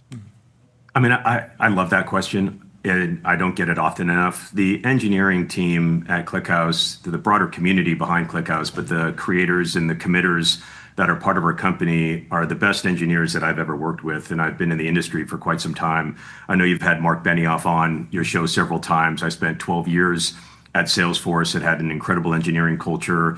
The team that we've assembled here is specifically in infrastructure software is the best in the world. And you're right, it was a very small team of primarily Russian engineers inside of a company called Yandex, which was commonly referred to as the Google of Russia, that actually created ClickHouse originally. My co-founder, Alexei Milovidov, who lives in Amsterdam, is the one that actually named it. It's short for Clickstream Data Warehouse. And so he was thinking about the data warehouse use case when he created the database itself and then made the brave decision to open source it in 2016. And that's essentially you just expose your source code to the world, and then anybody can adopt and deploy the technology with no attribution to the creators of the software, without any sort of commercial relationship. And it was a small team. It was a dozen engineers who were the primary committers that created this incredibly powerful, feature-rich database. And it's a total joy to work with this group. They're all in Holland, in the Netherlands now, all part of our company, and continue to advance the project. And then we've built a managed service that runs in the cloud called ClickHouse Cloud that they're also contributing to. And that's the primary business model. And this is a managed service that runs on Amazon, Google, and Microsoft infrastructure. And then in Asia, and primarily in China, we have a partnership with Alibaba. How are you thinking about the way that developers and teams are selecting database backends, data storage products in the age of agentic coding? I feel like we talk to a lot of folks who they go to an agentic coding solution. They say, I want to build this type of application. I want to build, some custom piece of software. And the database choice is sort of made for them by the coding agent. And this feels like it's hyper relevant at the vibe coding, the DIY hack project level. But is this something on your radar where you think that in a few years, maybe it's already happening, how you show up in LLM search results and how the different AI agent coding models feel about ClickHouse will be important to your business? Well, Anthropic spoke at our event last year in San Francisco. So did OpenAI and Tesla. And Anthropic discovered ClickHouse by asking Claude what they should be using for observability. And Claude said, you should be using ClickHouse. And I had a call with the CEO of a very large fintech company in Europe last week. And he said, every LLM we ask what we should be using for this new real-time analytics product we're building suggests ClickHouse. And so, fortunately, a lot of people are turning to these LLMs for guidance on what technologies they should be adopting. And I think, as everybody knows, IT decision making has been completely turned on its head from kind of a tops-down C-level mandate. You're going to use Oracle, you're going to use IBM, now to a developer-led evaluation. And open source creates such a fast path for a developer who's building an agentic application to deploy, experiment with technology without any sort of vendor relationship. They can actually push it into production for some of these agentic applications without any sort of vendor relationship. Open source is completely disrupting, how these LLM providers and enterprises are deploying these applications. And we made an acquisition last week that we announced on Friday alongside our financing that we're super excited about. It's a company out of Berlin called Langfuse, and they have built, an industry-leading LLM observability application so that now enterprises can observe, the types of experiences their users are developing on these LLM applications. Very cool. How are you processing all the chaos in SaaS right now? The sell-off broadly, the industry's transition, went through, a couple decades where a big question about the shift from seats to consumption or performance result. Yeah, there's so many. I feel like open questions. How much of a threat are new? You probably laugh when people say like, "Oh, I made this database with a prompt," and you're like, "Okay, well, you're missing the 100 other features that an enterprise is really going to care about." But after spending more than a decade at Salesforce and then running ClickHouse, I'm curious what your point of view is. Yeah, John mentioned this move from a seat-based model to consumption or usage-based, which infrastructure isn't that unique. I mean, it's been around for quite some time. Like, our customers simply pay for what they use, which is a combination typically of storage and compute. And these are very kind of AI-intensive applications. And what's unique about our service is that it automatically scales up and down. So you don't need to provision all of the compute that you otherwise would, because a lot of these analytical workloads are quite kind of spiky in nature, and you want the application to be able to idle during periods of inactivity, for example. And so I do think that these traditional seat-based, although I think we should separate like traditional business applications like Salesforce and Workday from kind of infrastructure software, which is much more of kind of the plumbing of the internet and the stuff that you don't see necessarily when you look at a mobile app or you look at a business app or a consumer app. It's a lot of the processing that occurs behind the scenes is primarily where we exist. I'll give you an example is, where I would historically use some sort of BI reporting to build a graph or a chart to show me how the business is performing, build me a bar chart that shows revenue growth or build me a stack bar chart that shows regional revenue distribution, things like that. And I'd go to some data analyst and they'd go and find the source data and they'd spend a week pulling this together and we'd have like multiple reviews. I now simply ask Anthropic. So we've integrated Anthropic's, Claude, I think it's 4.5, their latest model with our own MCP server and then a ClickHouse cloud service that has all of our customers, not our customers' data, but like our customers' use of our service. And I can ask that prompt, like build me a bar chart that shows these dimensions and it builds it in like 5 seconds. And it cost me 20 cents, that single prompt. And that simple semantic search is generating like dozens of SQL queries. All of those SQL queries are all being stored in ClickHouse. And if you think about the characteristics of these agentic experiences, like the number one requirement is latency. They have to be low latency in terms of the interactivity between the text prompt, whether it's ChatGPT or anything else, where you put in that query, and then the database itself that's actually storing the data that's providing the response. Yeah. It's fascinating how much of a global company ClickHouse is, with the Alibaba partnership, the Russia history with Yandex. We were reading a post about selling software in Japan and how the Japan software buyer often will want to read a lot of documentation and details before jumping on a call with a sales associate. Does that match with your reality in Japan? What can you tell us about the difference of buyer across different countries that you've experienced throughout your career? Like, what's the key to global growth broadly?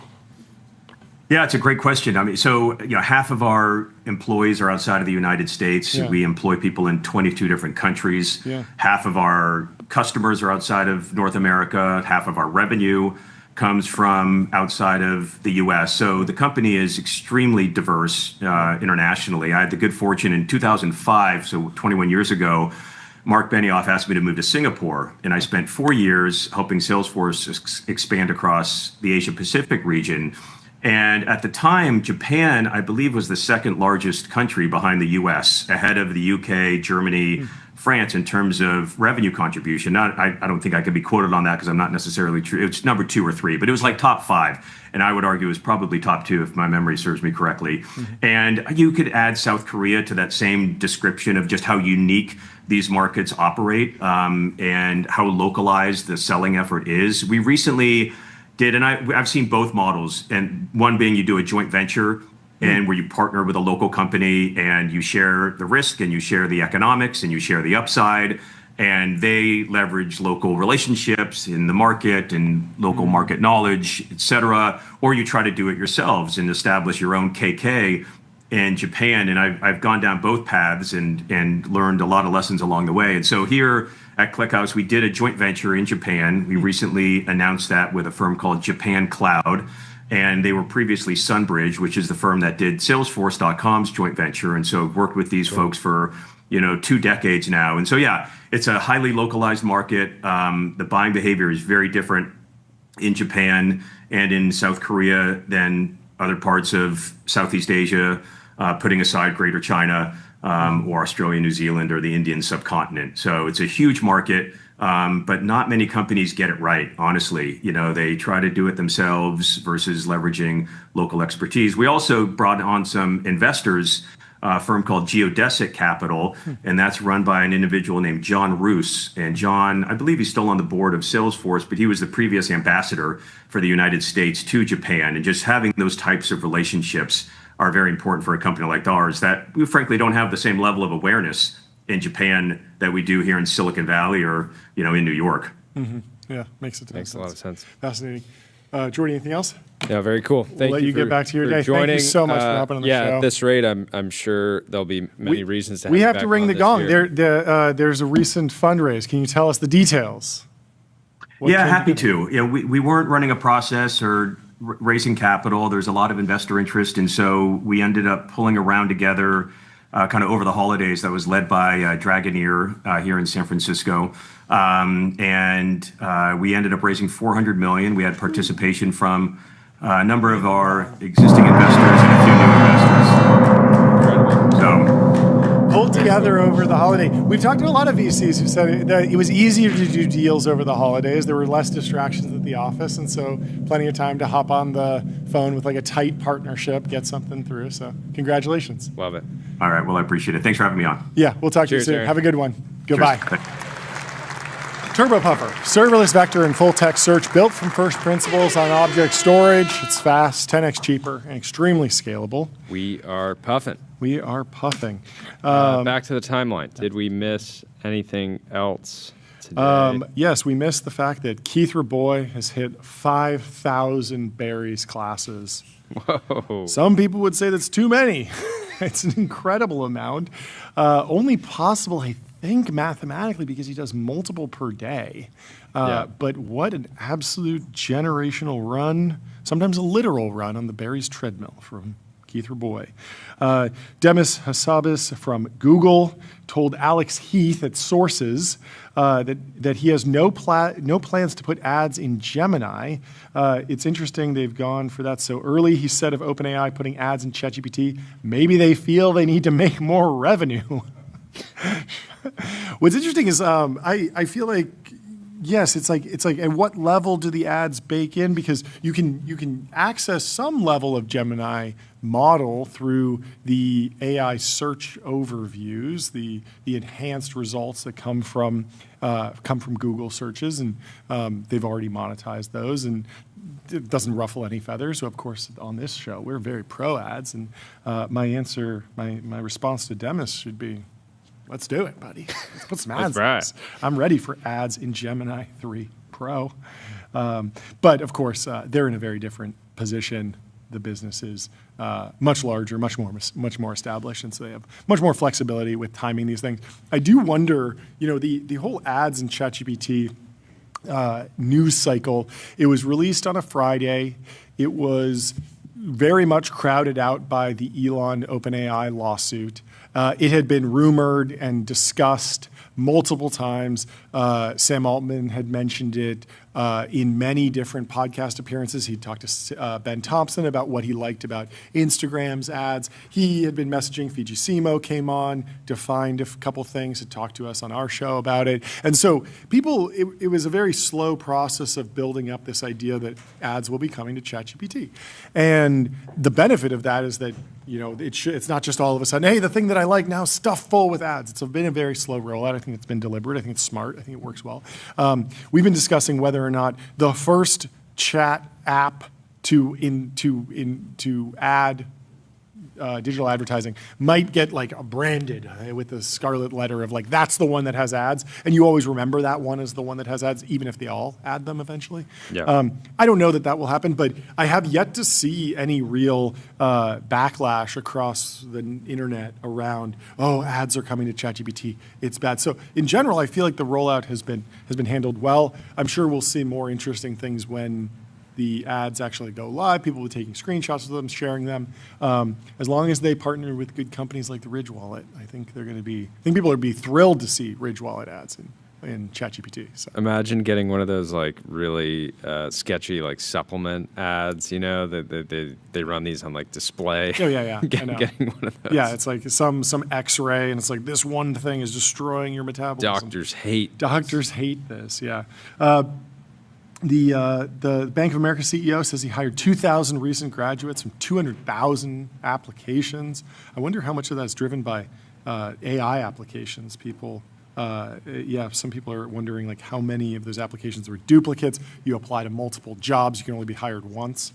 But Bank of America clearly growing. Humans and the new Neo Lab, founded by ex-Anthropic, XAI, and Google staff. They're trying to build interactive AI. They raised a This is a Neo Lab. It's a post-Neo Lab. They raised a $480 million seed round from NVIDIA, Jeff Bezos, and others at a $4.48 billion valuation. And it's in the New York Times. You can go check it out. Kate Metz has the story.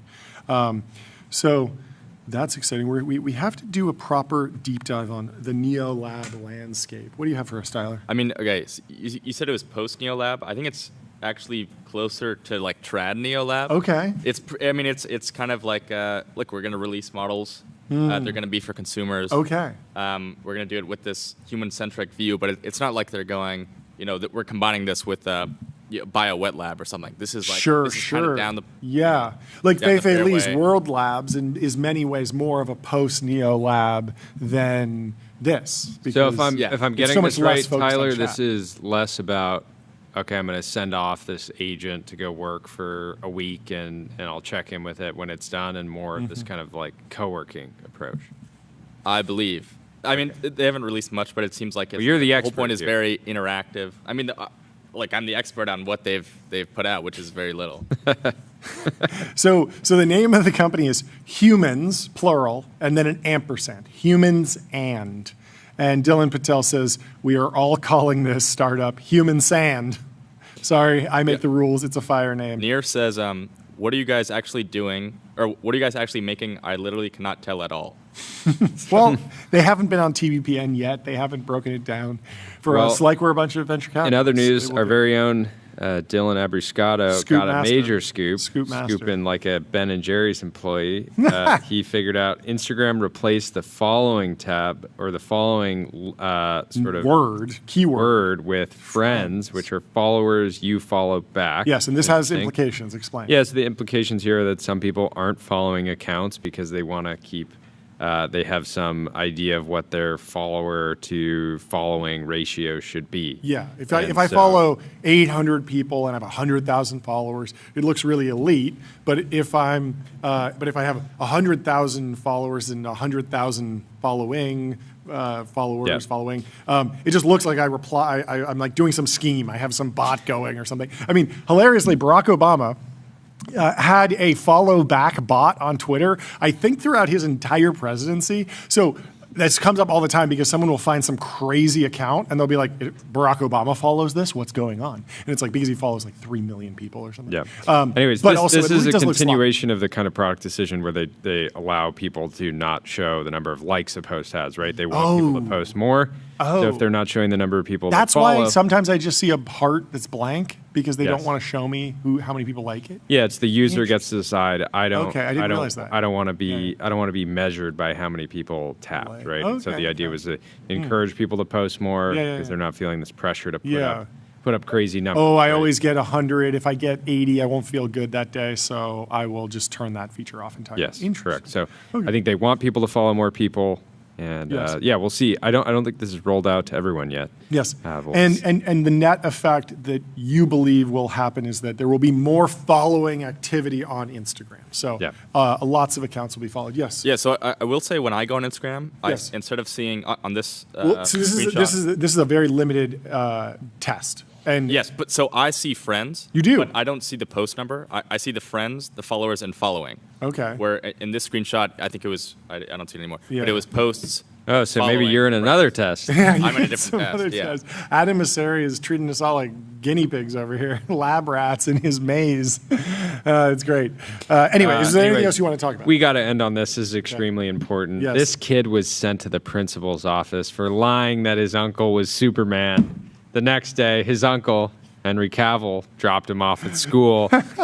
And Andrew Feldman said, dip SHIT school. Andrew Feldman, the CEO of course, Cerebras, the $22 billion company, does not like that the school sent the kid to the principal's office. But justice was done. Henry Cavill showed up and stole the day. And it's the wholesome side of X. If your algorithm's all sloppy, maybe you need to adopt Andrew Feldman's algorithm because he's got some great posts and he's not afraid to reply to them. And last but certainly not least, John Palmer says the TBPN guys are just two Fortnite archetypes. John is maxed out stats, 6'8", 230 pounds, 0 V-Bucks, still on default skin after a year, no emotes, pure fundamentals. Jordy's mid-cracked, only 6'1", and absolutely loaded with V-Bucks. Rotates legendary skins, spams rare emotes on the soundboard every 5 minutes. That I do. This is extremely accurate. I feel seen. I feel seen. John knows us well. He knows us well. I'm going to hit the repost on that one. That's a good one. Anyways, folks, thank you for tuning in today. Fun day. It's only Tuesday. We got 3 more shows for you. Got lots more in-person in-person guests this weekend or this week. Leave us 5 stars on Apple Podcasts and Spotify. Subscribe to the TBPN newsletter at tbpn.com. We will be live tomorrow at 11 a.m. Pacific. Wonderful afternoon, evening, wherever you are. Yes. We love you. Goodbye.